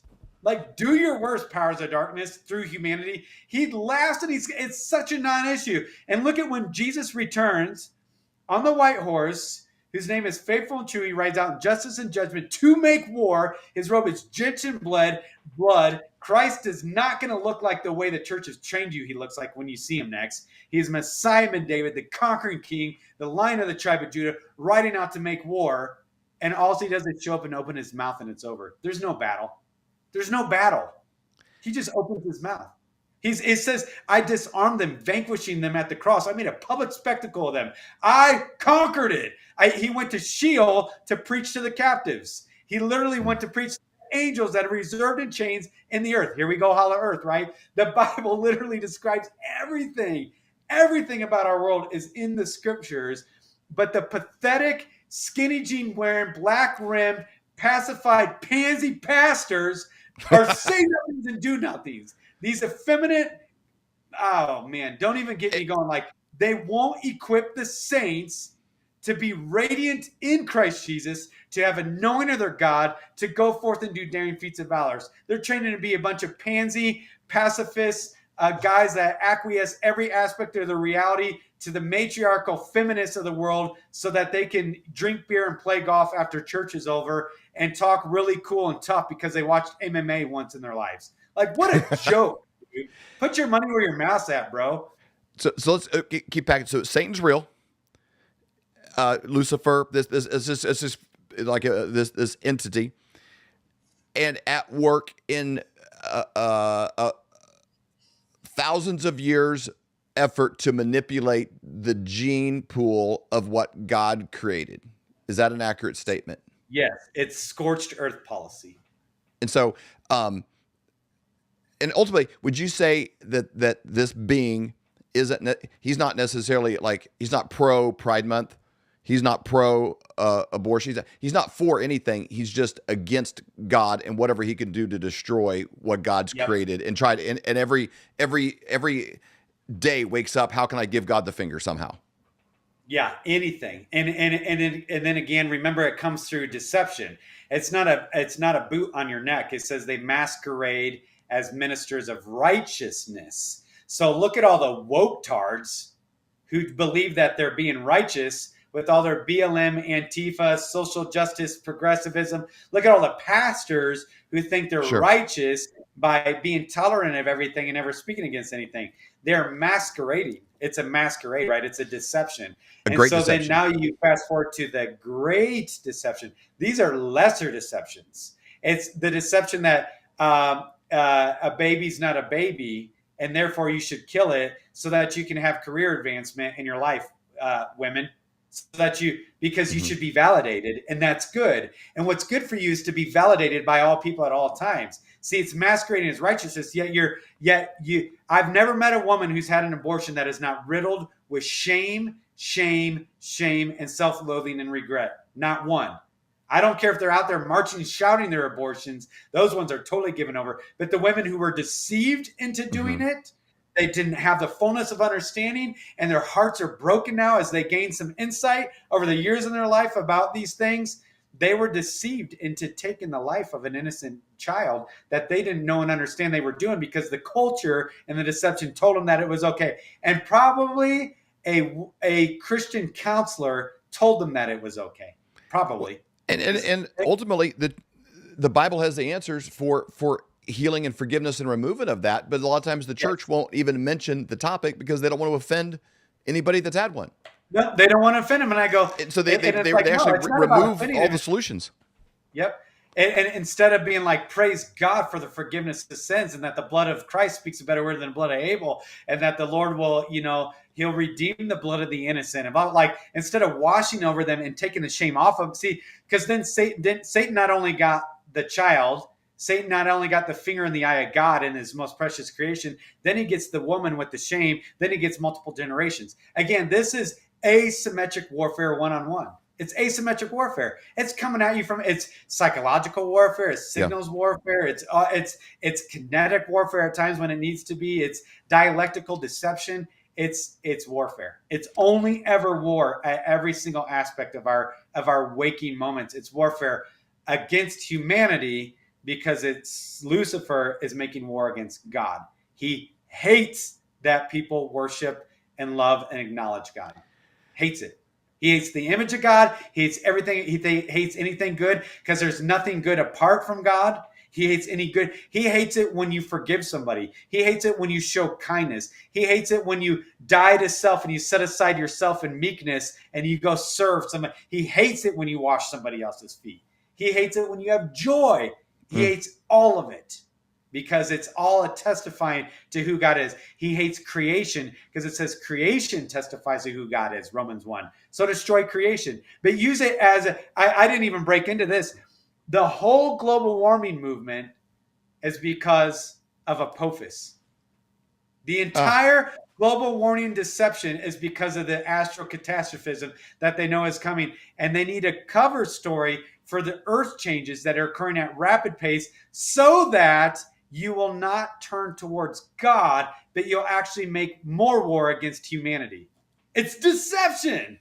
They'll go like all the earth changes in the hydro conveyor and in the atmospheric, rivers and these things changing, blah, blah, blah. And even all their geoengineering is in their constant global warming language is a cover for the reality of what's getting ready to come and the things that are going to happen. So you won't look up and repent, but you'll actually double down and actually try to slaughter more humans and enslave more humans and tyrannical more humans. It's crazy, dude, how big it is. It's huge. And I'm going to keep coming back to this Apophis. So Lucifer, destroying the gene pool. What would be his end game goal? Would it be zero humans left? Would it be just there's a bunch of them, but they're all mutated into some Neuralink zombies walking around that can no longer even have the ability to recognize God? Because this idea from the very beginning of faith, I recognize this unseen God that I've not seen, but I acknowledge him. Like, there's a part of me that has the ability to do that maybe gets numbed out with drugs or TV and distractions and all this kind of stuff. Yeah. So eventually just a bunch of people that all got like a chip planted and they've given up all rights to even have the ability to acknowledge God, but they kind of still walking around procreating just as a disgrace to what God made? Would that be a win? Like, what's his win? And we're going to jump right back into our conversation with Jamie. But if you're watching this, you're probably watching it on a phone or a mobile device. You probably have a cell phone. I almost guarantee it. Are you in favor of the tens of millions of dollars that your cell phone provider is probably paying towards causes that you're not in favor of? Have you ever looked it up? What all are they supporting? There's an alternative I didn't even know about until recently, and that's Patriot Mobile. Dan Bongino, Glenn Beck, a lot of people have been recommending them for quite a while, and we took a deep dive and have been blown away. They actually donate proceeds to pro-life causes, to NRA, to Turning Point USA, veterans causes, things that I know that we as a family really believe in. And I'm spending the same money I was before, but I'm reallocating those funds to a company that I know stands with us on these biggest issues. You can go to patriotmobile.com/flyover, patriotmobile.com/flyover, or call 972-PATRIOT. They have people right here in the United States that can take your call, that'll walk you through how to transfer. They can buy out your existing contract. There's a free activation fee when you tell them that you listen to the Flyover Conservative podcast. Just tell them the word flyover, and they can help take care of transitioning from a service that you may not be too excited about to something that is supporting causes that you do believe in without sacrificing anything. Same phones, same towers, different result. Let's get back to conversation with Jamie. Yeah, his win is self-glorification and self-worship. So as man was created in the image of God, to be to create a kingdom of priests for himself, that he would be fully known and fully glorified, and that we would turn and worship him and delight in him and all these things. It's a counterfeit, right? It's anti-Christ. It's in place of Christ. So everything will be a counterfeit. So what he desires is to kill the useless eaters, to offend God and to affront God, but also simultaneously create man in his image, and that they would fully know and glorify and worship him. So it's pride 101. It's just old school hubristic pride.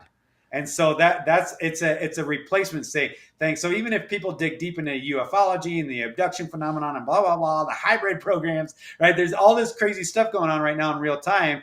When you look at it, what they're doing is they're trying to replace the genetic created order of humanity with a hybridized thing. And that gets into a whole nother can of worms, the hybridizing of even human animal chimeric hybrids. That's all Egypt's full of that. World. All in the ancient world. They were real. There was whole legions of the dog-headed, they call them cynocephaly, I think they call them. And this Ophidian worship, so these reptilians and these dog-headed things and these eagle things, blah, blah, like it was real. It's not myth. And it says, as it was in the days of Noah, so shall be the coming of the Son of Man. As it was in the days of Lot, so shall be the coming of the Son of Man. You have to know and understand what was going on in those days, why God flooded the whole earth. It said all flesh was corrupted in those days. All flesh? Well, in Hebraic idioms, that's understood to mean genetic wholeness. All flesh. That means plants, animals, birds, humanity, as much as they could. And so, again, it goes back to that scorched earth policy. So even the story of the ark and the antediluvian age and the flooding of the earth and the deluge is so much bigger than what people realize. And actually, it testifies to God's love to fulfill the covenantal promise that he began with. He didn't contract with humanity. He covenanted with humanity. That's a whole different ball of wax. Okay, man. Just so you know, I've had a great time. In case I forget to tell you later. All right. All right. So moving forward with this. So there's there, and that's his goal. Now, of all the things we know, see, touch, what all did Lucifer create? Lucifer has no power to create. He only has the power to pervert. So these asteroids that are out in space that are moving, he just observed it like the same as the Pope with his telescopes. Maybe that's why. Is that why the Catholic Church owns all the telescopes? Is that the thing? Because they're kind of looking for all this. And do you know what the name of the telescope is? The largest binocular infrared telescope in the world. Is it Lucifer? It's the Lucifer device on I've Mount heard of Graham that. in Arizona. Yeah. It's Wow. called the Lucifer device on Mount Graham in Arizona. Why? Because Lucifer means the bearer of light. What is the Statue of Liberty? The Statue of Liberty is the statue of Lucifer, the light bearer, shining over all the United and all the points under crown and blah blah blah. It's Inanna, right? And it's the feminine aspect of Lucifer, literally claiming all of the United States of America for Lucifer with bearing the light bearer. Look at Columbia Pictures. It's the same. It's everywhere. It's everywhere in our body. Most people don't know what they're looking at. So, Man. and I mean, look at Paramount Pictures. Listen to this. Most people, Paramount Pictures is a mountain where the stars fall from the sky, a particular number of stars, and they surround the mountain. That's Mount Hermon. And behold, I saw stars falling from the heaven. That's the fallen angels coming and taking their dominion. It's everywhere, everywhere. Nobody knows what they're looking at. And you know, so listeners, we're gonna eventually land this plane here in a place that's like, okay, what do you do and what's going on? All right, so that's man, there's so much symbology everywhere, and you can do endless episodes on these things, and it gets a bummer. 2.5 years ago, we started this podcast, and I thought I was pretty aware. I was a reader. I had a library of over 3,500 books. I loved reading and studying, and I thought I was kind of like kind of had a grasp on things. I was like a 2-year-old dog, compared to like actually knowing anything. I had this, Lee Greenwood playing in the background version of, American. And I think there's still probably a lot of that's really, really valuable, but we do have to be aware of these symbols and what's been put out there. So these pieces moving forward. So he didn't create these asteroids. That this is not Satan's attempt to mess up what God did. It's something that's just happening out there, and he's adjusting and adapting to it here on Earth. And, you look at the fact checkers, if you can hide the idea that hydroxychloroquine is helpful. My friend, Dr. Eric Naputi, was sued for $500 billion by the U.S. government. He just won his case. He was sued for $500 billion for promoting vitamin D, vitamin C, and helpful tips to beef up your immune system during COVID. He was just one of the first ones to do it, and he was really popular on Facebook. And so they sued him for $500 billion for that. So it's like, if they can cover up the fact that losing a few pounds, vitamin C, vitamin D is good for you, fresh air is good for you during a virus, if they can fool the world into that, I mean, they could probably do about anything. They can do about it. And so when we talk about the great deception, I mean, what you're talking about even brings to mind the Manhattan Project with Oppenheimer, and 40,000 people living in the middle of the New Mexico desert, developing nuclear weapons and detonating nuclear weapons, and nobody knew. Not one person, the plumbers, the electricians, the sanitation department, the wives, the kids, the blah, blah, the guys delivering stuff, the construction workers, and what, not one person leaked. So much so that after they detonated nuclear weapons in the middle of America, in the desert, with 40,000 people, that the president himself had to be read into the program. You don't think they can hide? You don't think they can cover stuff up? Are you kidding me? When people go, 9/11, oh, simple, like if the government could never do that. They could never keep that a secret and hide that. I'm like, oh my goodness, you don't know governments then. They absolutely have the capability to do that. And especially now with technology, with the widespread advent of technology and all the AI algorithms and threat fusion centers and quantum computing and D-Wave stuff, not only can they do that, now they can do it more effectively than ever before because they can control the metadata of your reality, where you will never know what's up, what's down, what's left, what's right, what's whatever, because of the manipulation of your entire reality, right? And so that's why the truth, you'll know the truth, and the truth will set you free. It's like the truth is at the root of freedom. Truth is in freedom, and that's freedom eternal in Christ. Christ is the way, the truth, and the light. So when you know the truth, Jesus Christ, you even have freedom from sins. You have freedom from the curse of death and of the fall and of all these things. You have freedom from the shame and the condemnation, the guilt, because you know the truth of Jesus Christ and the sufficiency of his blood and his life and the power of his resurrection over you. You know that truth, you're free. You're good to go, bro. Right? So like this is the reality of how significant it is. And we didn't even get into emerging technologies. Now, when you talk about ELF waveform and EMF stuff and voice of God technology or voice to skull technology or Project Bluebeam, right? These holographic deception programs that have been in place for a long time with, this intersection of space-based and terrestrial-based, holographic projections and what people can't conceive of what they're able to do. They can't even conceive of it. Hence why it will be a great deception. So we're talking about asteroids coming to the Earth that are in space now. The average person with a store-bought telescope, even with that, could not see, identify, recognize this. Yet. And then right you're now. saying it's at a pace that it'll be in our visible range in 2025. 2025 is when they're saying it'll be in our visible range and then actually pass by in 2029. There's particular dates. Sorry, I can't find them right now. And what's interesting about that, just to tell your listeners, this is not an earth-ending event. Anybody who talks about some earth-destroying thing or shown in Hollywood or the movie 2021 with John Cusack and all that, that's not true because it's not biblical. Now, an earth-altering event is absolutely, and I think the distinction that you're making, David, is that you have the wrath of Satan on humanity, and then this celestial stuff is the wrath of God on the wickedness and on the earth. So you have two different things that are occurring at the end of the age. You have the wrath of Satan against humanity, knowing that he has a short time, and that plays out for a little bit, and then God goes, "Are you done yet? Okay, now my turn.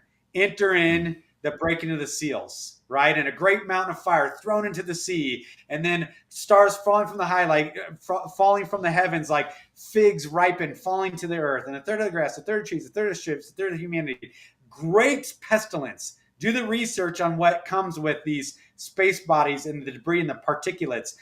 Men being scorched from heat. Do studies on the thermal dynamics of one of these space bodies at that speed and that heat impacting the ocean and creating a greenhouse effect over the face of the earth with steam, and then blocking out a third of the sunlight and a third of the moonlight, and then creating famine because of the death of the plant life, which you kill plant life, then you kill animal life, then you kill our ability to eat, right? So it's actually all related to this singular event, which the asteroid is the last attempt of God to get the attention of humanity for love's sake, that they would repent. He says, at that time, I'm going to shake not only the heavens, I'm not going to shake not only the earth, but also the heavens and the earth, so that people might look up. What's the Netflix movie that recently came out? Don't Look Up.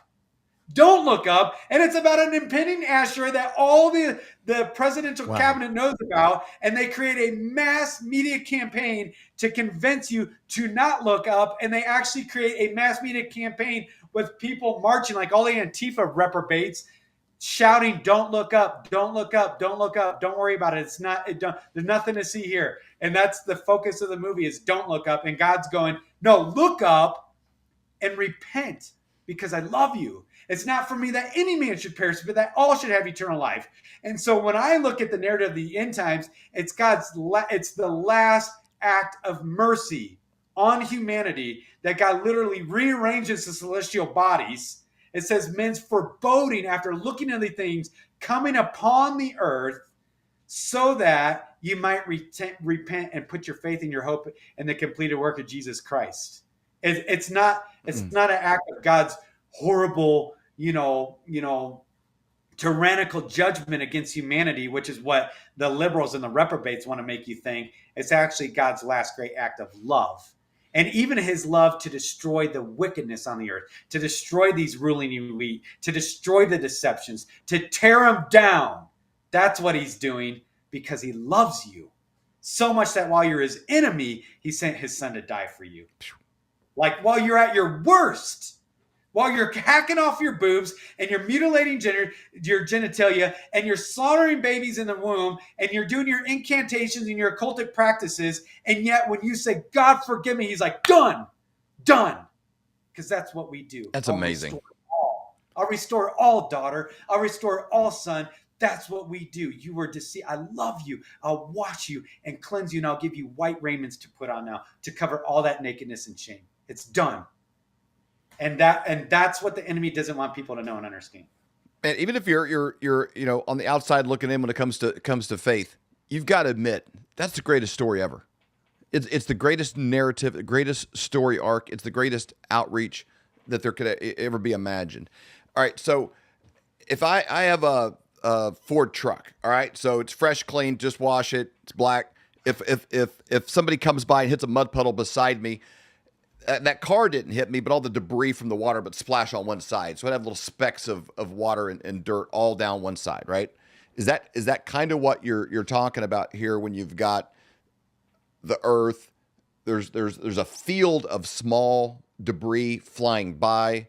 You say shotgun blast. Yeah. That's different than one ginormous. That's exactly it. It's not one big rock kaboom. It's like this is going by. The majority of it's we're going to get winged or clipped, and there's going to be some spray off of that's going to freckle the earth. And it's like a bird shot from a shotgun versus a slug, right? You're not getting hit with the slug. You're getting hit with bird shot. And so it's not an earth-ending event. That is not true. I don't care what Hollywood's trying to tell you or what different authors are out there publishing in. This celestial event is not earth-ending. It doesn't matter what the central planners think either. The Lord is the one who eventually creates a new heaven and a new earth. The asteroid doesn't do it, but it talks specifically about a third. It's all about a third is impacted by these things. So that's your analogy with the truck getting sprayed is a perfect analogy. And when we talk about a debris trail, most people can't fathom on some of these comets and asteroids and other space bodies that are out there. There's tens of millions of them out there that they're tracking, right? That they're always tracking these PHOs, potentially hazardous objects. But their debris trail is like, 20 miles wide by 1,800 miles long, which then you get into the billions. Like these debris trails are huge because these bodies have their own gravitational effects. Plus they're off gassing and they're breaking apart in different ways. And so there's a lot going on within, the astronomy of stuff and the physics of it all. But that's exactly what you described is what we're talking about. So what's the actionable item? Okay, people listen to this, they're like, oh, I don't know if I should just go to Costco and buy all the booze they got. I don't know if I should just, do that. Like, we got 25, 2029, what do you do? What's the actionable item for people? Do you stock up on popcorn? Do you move out the country? Do you get a boat? Do you get an Airstream? Do you hope for the best? What do you do? Yeah. Well, and I'll start off. Go underground.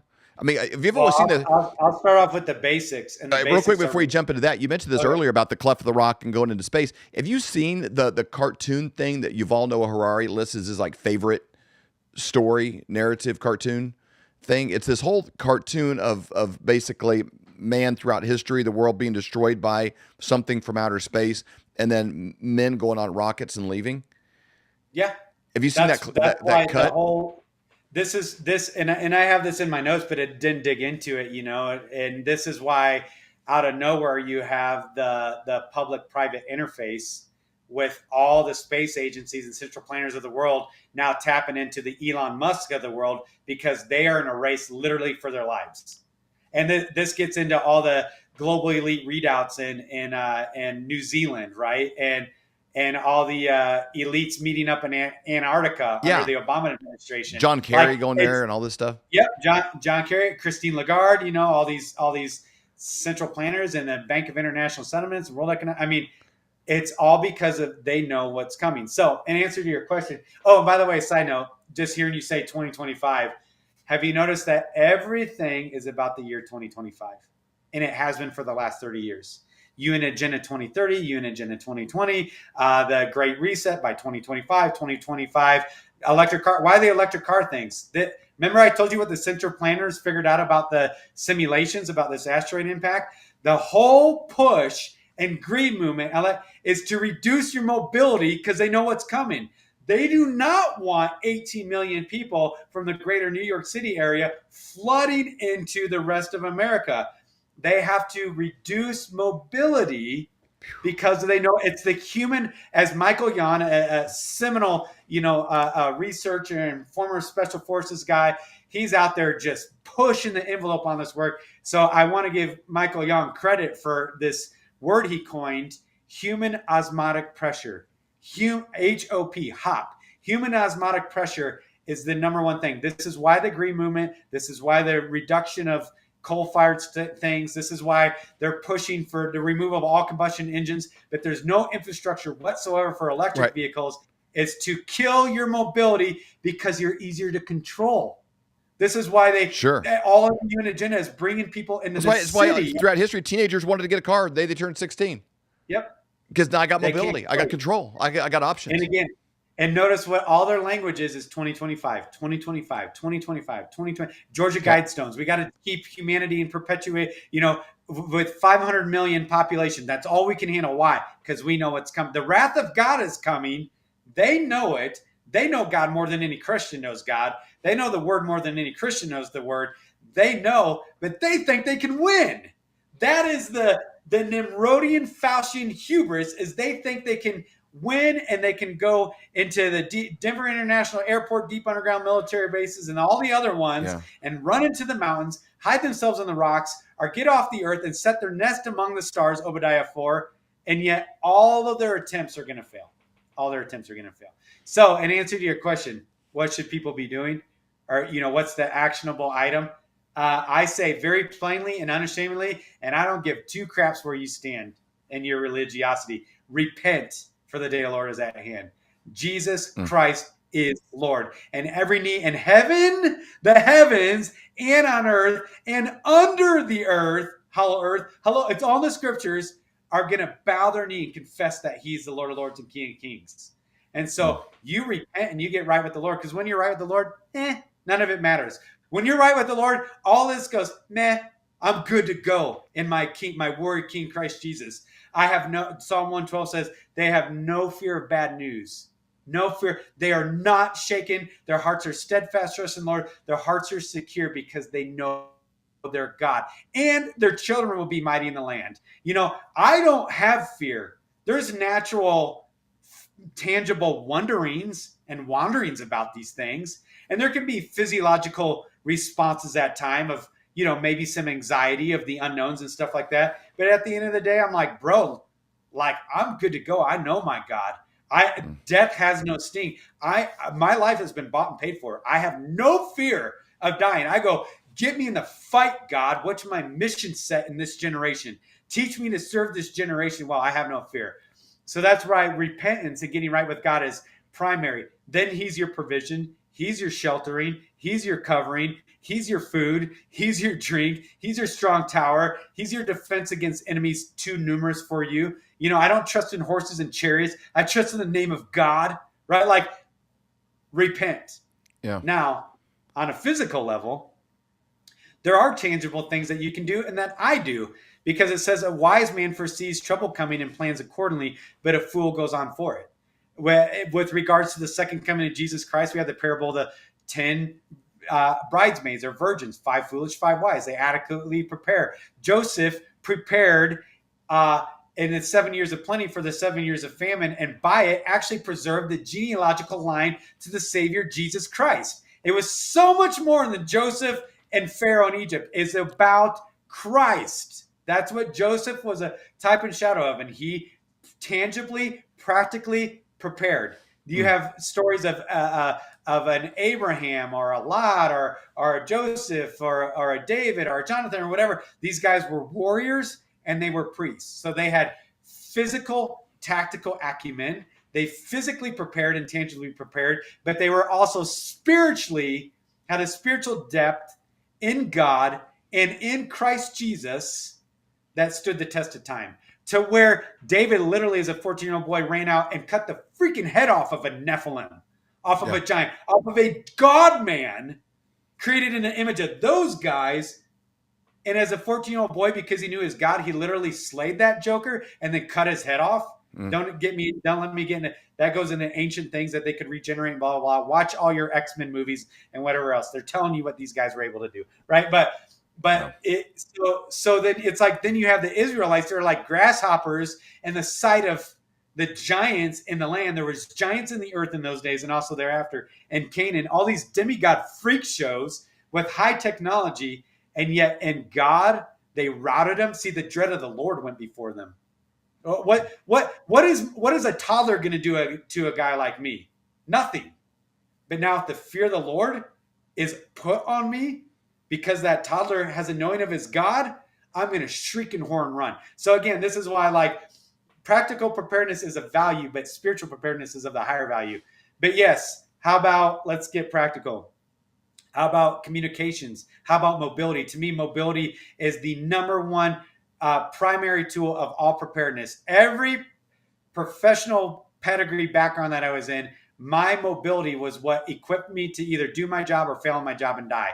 It doesn't matter if I was in the Marine Corps, if I was a police officer, if I was a paramedic, if I was a firefighter, if I was on disaster response. My comms and my mobility. I don't care anything about the weapons. I don't care anything about all these other platforms. I don't even care about food and water preparation. Guess why? Mobilities and comms gives me access to all that. So it's all about access. Mobility and comms is what gives me access. If I happen to not have one piece of food or one round of ammunition or whatever for personal protection for me and my family, because of my mobility and my comms, I now can get to those things, or I can get to other people who have those things, or I can gain access to those things. So those things are primary. What you want to do is you want to be where everybody else isn't. So when the emergency alert broadcast, communication and mobility, communication mobility.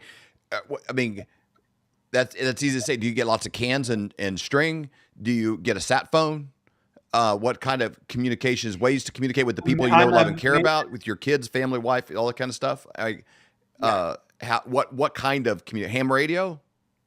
No, I'm actually, and this is again, a lot of armchair preppers will freak out about this. I am anti ham radio. I am pro sat phone. Ham radio takes a learning curve. Ham radio takes a license. Ham radio takes a very thorough understanding of frequencies and repeaters and blah, blah, blah. And ham radio is terrestrial based, which means any slight hiccup in any systems that are terrestrial based, it's gone.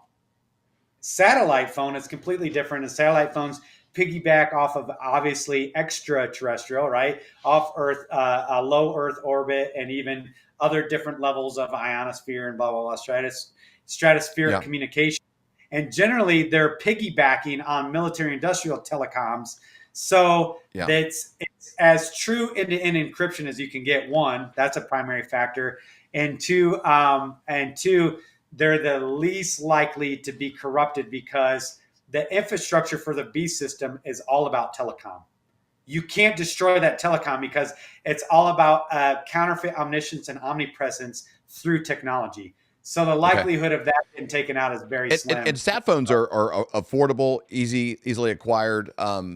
We all have them. I mean, I'll use it day in, day out, but it's an easy thing to keep. I keep it in my truck when I travel. This kind of stuff. I know my kids' numbers. I got a network of people that I trust to know. I got their numbers. It's an easy way for. I mean, it's cheaper than a cell phone. To have. You may not going to talk on it all day, but they're practical, right? You don't have a learning curve. You pick it up and use it like any other phone you have your whole life. So there's no learning curve to it. Okay, makes sense. Yeah. And then mobility, probably you're better off with like a F-250 diesel than a Tesla. Yeah. Well, and actually I always had F-350 and 250 diesels, and I switched to a 7.3 Godzilla gasser because of the supply chain. And it was crazy because I did this 2 years ago, and lo and behold, Russia just banned all exports of diesel fuel, which is going to have an effect that people won't understand for probably a couple months. Anything from trains to trucks and everything else. And so I actually streamlined all my vehicles and switched them back over to gas.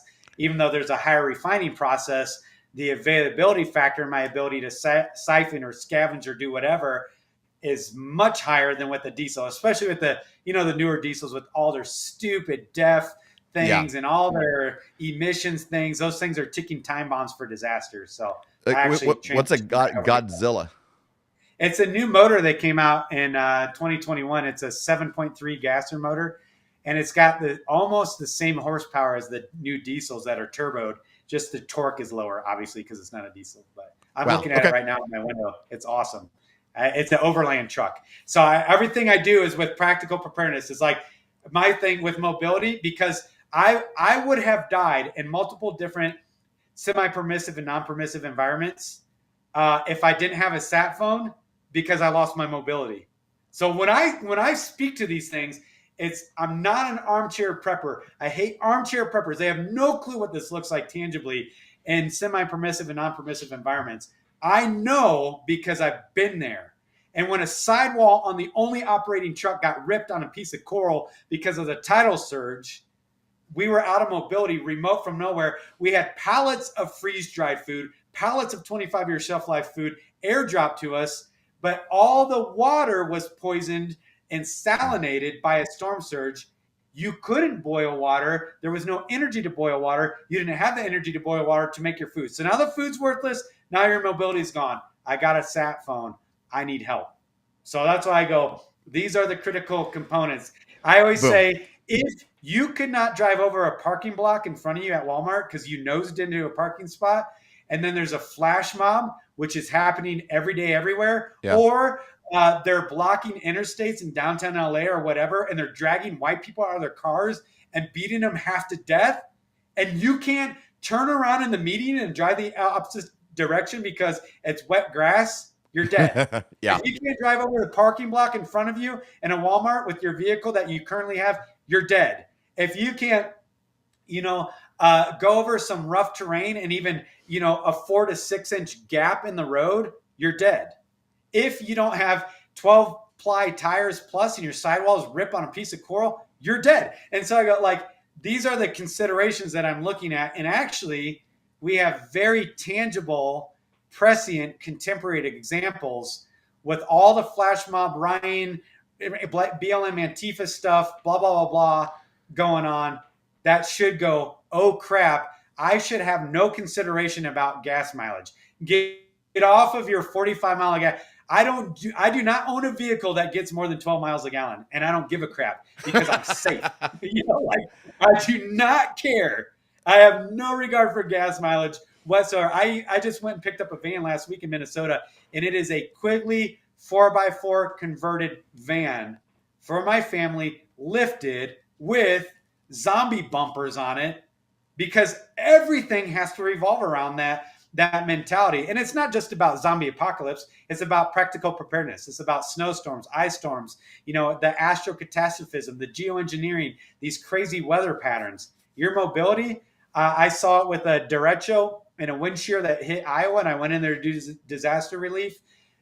If people didn't have a vehicle that they could have drove 3 hours away was the nearest place that they could find a gas pump that had power to put fuel in their generator. Their mobility saved them. The only ones that got out were the ones whose tanks were full and they had backup fuel and they had the mobility to get out of the threat area. And I would interview them and talk to them, because I'm always gleaning practical preparedness knowledge from people. Those are phenomenal. And you have I'm gonna call it a symposium, but a conference, in the right word, convention. What is it that you have? You had one in July. We have summits every year. Summit. That's a better word for it. Where people come and you teach and learn, and you do things for churches and all kinds of stuff where it's okay, practical, real life stuff, what you can be doing in light of this. Okay. So this is coming and happening.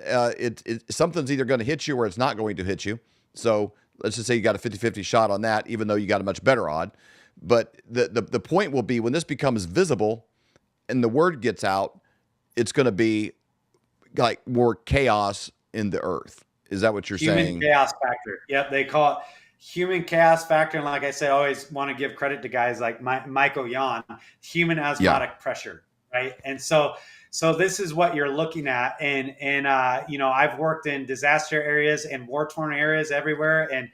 and seeing the depths of like literally masses, hordes of refugees walking across open terrain with nothing but a blanket. It's happening in your modern lexicon while you're unaware, and it's going to happen here because we're owed it. There is no nation in the history of, do comparative history, there is no nation in the history of humanity, not even Babylon or Egypt or Canaan, that is as wicked as the United States of America. You've just been convinced to worship it. But what you don't understand is what's right under the thin veneer of your patriotic, rah, democratic republic. It's built upon something.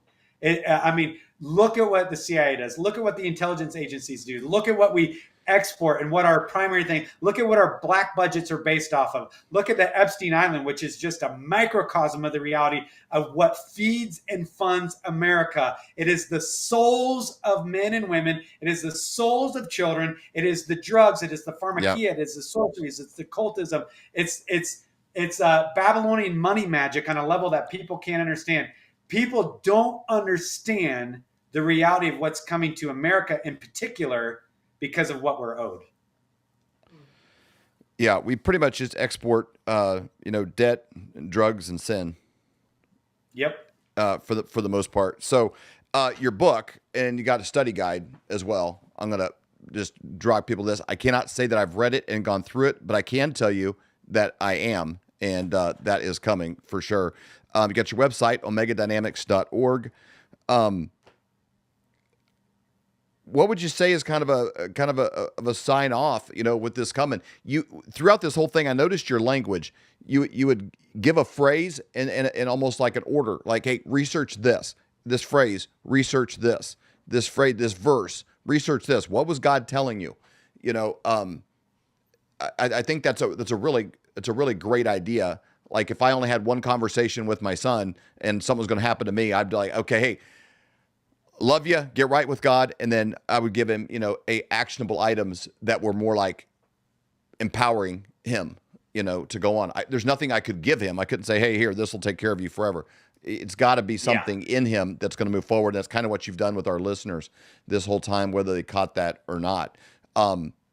They can attend one of your events. They can continue to follow on your YouTube, which I think is phenomenal. You can just search Jamie Walden on YouTube and get that. But what would you have to kind of to sign off to people? Say, hey, this is coming. They need to look into this Apophis asteroid thing themselves and look into that.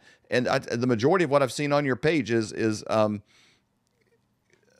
direction to living a life that's empowered, powerful, the way that God's created you to do, that's honoring to him, of service to the people that are around you, and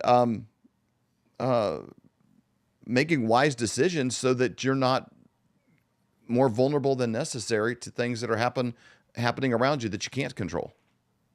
Yeah, absolutely. And I don't know what a summation would be as a sign off other than, it really is all about Jesus. That's the central. He is the singularity of everything is in Jesus. And so like when you're rooted in that, you actually will be wise about these things. And you'll actually be shrewd, and you'll actually be prudent. You'll actually have a resiliency. You'll have an emotional resiliency. You'll have a spiritual resiliency. You'll have a physical resiliency. Jesus, the bridegroom coming, you would be a practical prepper. You'd be 5 wise virgins. Jesus, you would know your weapons of warfare that are mighty to tearing down every stronghold and false pretense. Jesus, you would know him in you, donned with the literal armor of God, that you've been given the power to trample on the lion and the serpent and over all the powers of darkness. Jesus, hidden in the true and better cleft of the rock, not the counterfeit rock that they're trying to hide themselves in, but the true and better cleft of the rock, that I have no fear, I have no shame, no guilt in life, and no fear in death. This is the power of Christ in me. From life's first cry to final breath, Jesus commands my destiny. It's like, I don't know how to sum it up, and I make no apologies for it. I can do cool guy stuff all day long. I can talk cool guy stuff. I train combat rifle, combat pistol. I teach stuff like that. I'm like a super bro in that reality just because of my background. I do adventure sports and triathlons and overlanding, blah, blah. Like, that's what I do. Like, there's very tangible, cool guy stuff that you can get into. But at the end of the day, I'm like, dude, it means nothing compared to knowing Christ. And so if you balk at that because you think that this is foolish language, whatever listeners are like getting all pissed off hearing me talk about Jesus, I'm like, bro, then walk away, man. Like, go the other way. Like, if you've counted the cost and it's too high, get off the field of battle. That's what God told the people around Gideon. He's like, bro, you're double-minded. You're whatever. Get off the field of battle. I don't need you. But for those who are so jealous for the glory of God that even with the rear with the gear, they pull the water to their mouth because they're looking for the fight to protect the glory and the honor of God. He goes, they get to watch me work against my enemies. And I'm like, bro, that's who I want to be enumerated by. So I really don't care about anything else. And I know like the men and women who know their God have been foreknown for this generation for a mission set. And it's not weak. It's not pathetic. It's not ineffectual. It's not seeker friendly. It's not Bethel. It's not Hillsong. It's not Bill Hybels. It's not whatever. It's not all these weak ass things going on. It has power.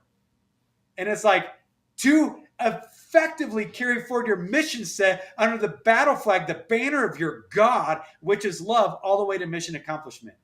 So it's like, dude, get in the fight or get out of my way. And so that's the only thing that I would say. You know, you look historically, there's movies about, Nazi rise and occupation and like, would you rather be sniffling on your knees and making deals to make your life more comfortable, or would you rather be a Bonhoeffer? But it's like, no matter what, we all die. Everyone so far, maybe Enoch, there's a couple, but for the most part, this is, my wife's grandmother just turned 101 in July. Like, that's a long life. That's impressive, right? She has her own garden. She drives herself. She's super ornery, and kind of a challenge, to be around because she's so full of like just telling you. She already canned beans this morning. She'll call you at 6:00. But 101's not that long. Like none of us are going to make it out of this alive. That's one of the few kind of guarantees. And it's like, I think living a life that, no regrets, not dying on your knees, crying, like just going down, swinging, serving, living life, taking care of the people that depend on you, and to stand before God someday and say, you know what, to the very best of my ability, I didn't blink, and I leaned into what you were calling me to do. I think that would be a much better conversation than like, hey, I lived an extra 6 months because I compromised and made this agreement and I did this, or I got, was able to, I had and I'm not against having things, work hard, make money, do stuff. I'm all about it. Yeah. But this is probably more of a season to be a Joseph preparing than to be collecting jet skis. And so, like stocking up things of value, that's actually going to be useful, to you. I think of the scene on the Titanic where like the guy made the arrangement to get a raft, a boat. And at a certain point, the guy that worked on the boat like took his money and threw it in the air. He's like, I don't, it means nothing at this moment. Nothing. And people don't understand that. And when the proverbial crap hits the fan, none of that stuff that you thought matters. It goes to baseline, rudimentary, fundamental, survivability. But what I teach and preach to you all the time is like, you shouldn't be surviving. You should be thriving.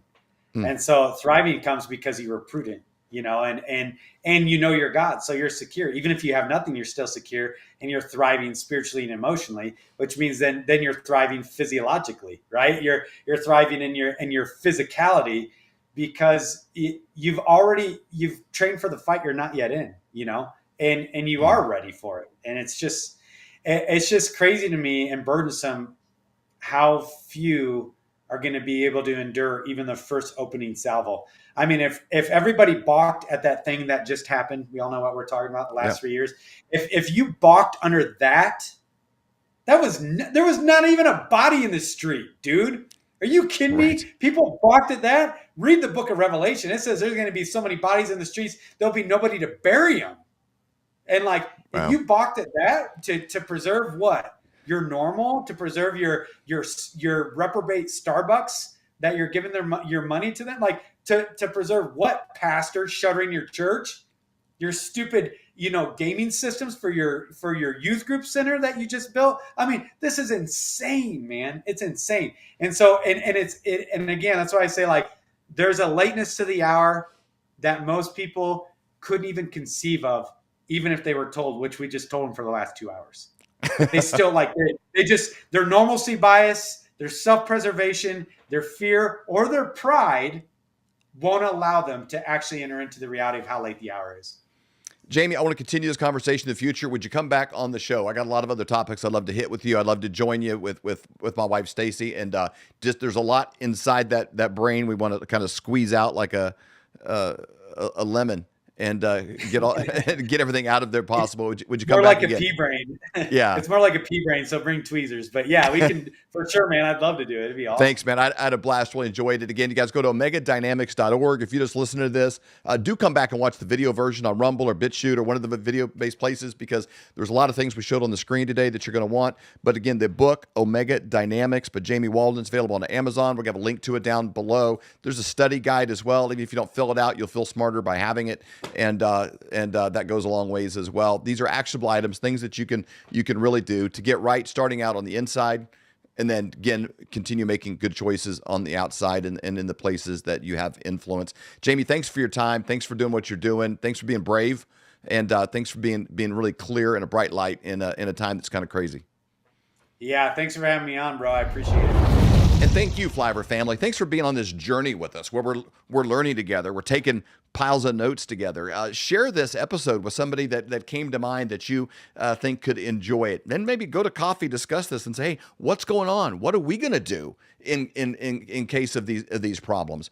A couple of solutions that we have for you. One is getting out of fake currency and preparing to be able to actually thrive, not just survive, but thrive by having physical silver. Is a way that you can navigate these kind of crazy times.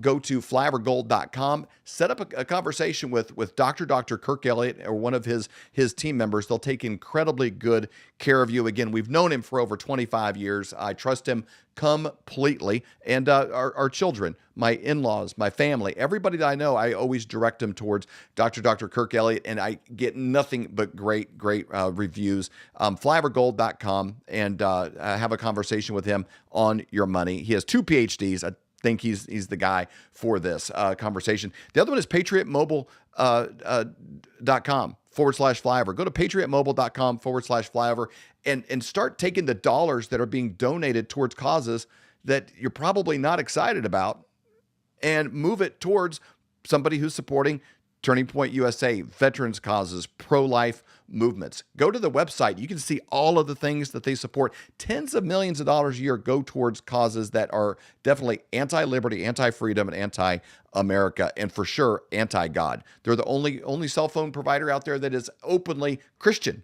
And they're proud of it. So go to patriotmobile.com/flyover, or you can call 972-PATRIOT. They got representatives that are right here in the United States, based in Texas and California, that can answer your call, walk you through it. If you don't even know what to do, just say, listen to the Flyover podcast. Go 972-PATRIOT. Someone will answer, and they can even transfer electronically the phone you already have onto their service. Or they can set you up with a new one. They can even buy you out of your existing contract. And if you tell them you watch the Flyover podcast, they wipe away the activation fee, which is a pretty sweet deal. So you guys, we're in this together. Let's keep praying. Let's stay strong. Let's lock arms together. It's up to us to make the best choices we can for the future of our country, our children, and our families, and keep educating ourselves in the process. I can't wait to dive into Jamie's book. He's got a lot of great answers, something you can share with others. Make it a great week. Again, share this episode with somebody, hit the like button, and we'll see you again next Saturday for another conspiracy conversation. Have you ever wondered about ancient civilizations or the moon landing, chemtrails, the Nephilim, demons? Those are all things that fascinate me. Decided to use our platform of the Flyover Conservative podcast and create a new show called Conspiracy Conversations. Every Saturday morning, we get together with some of the brightest minds in the world that have spent thousands of hours on a topic, churning through the research, looking at things. They've traveled, they've been to the locations, they're looking for the truth because they're as curious as you and I are about what's true. What is really true about our past, where we came from, where we are and where we're going. We don't bring on guests to iron out their wrinkles and find out the things that we disagree on. No more than I go to the grocery store and try to put everything in the whole store in my cart. I just try to walk out with better ideas than I had when I walked in. If you got something inside you that's like, what about that? I don't even know if I agree, but I would like to hear them out. If you have an open mind and a curious heart, we've got a show for you every Saturday morning at 8 o'clock, conspiracyconversations.com.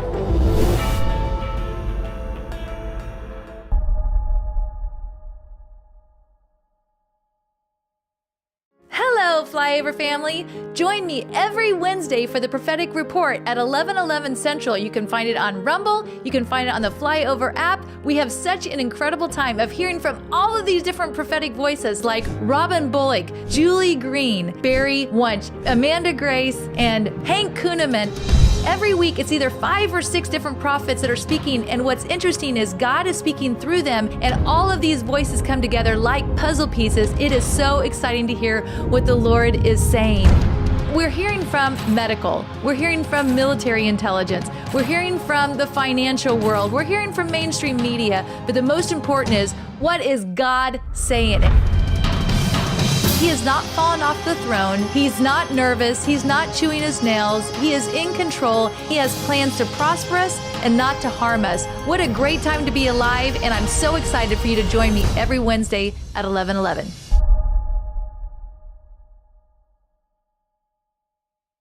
Are you having a hard time sleeping at night, thinking, what am I going to do about my finances?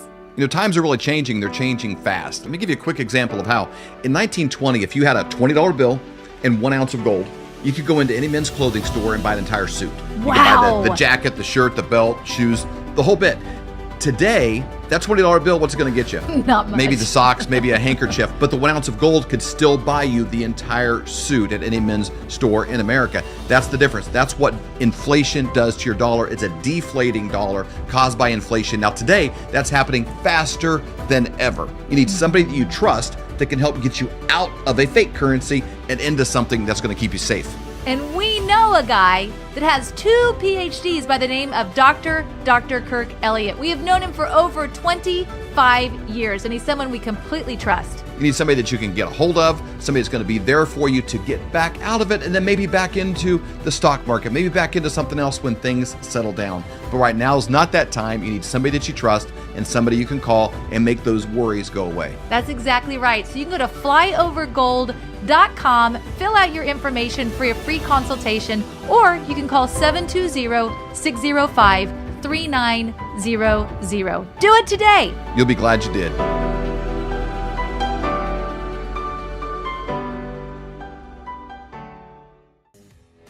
We hope you've enjoyed this episode of the Flyover Conservatives podcast with David and Stacy Whited. Please subscribe, hit the notification bell, and leave us a comment below. Lastly, if you enjoyed today's podcast, share with those who came to mind. Be blessed and make it a great day.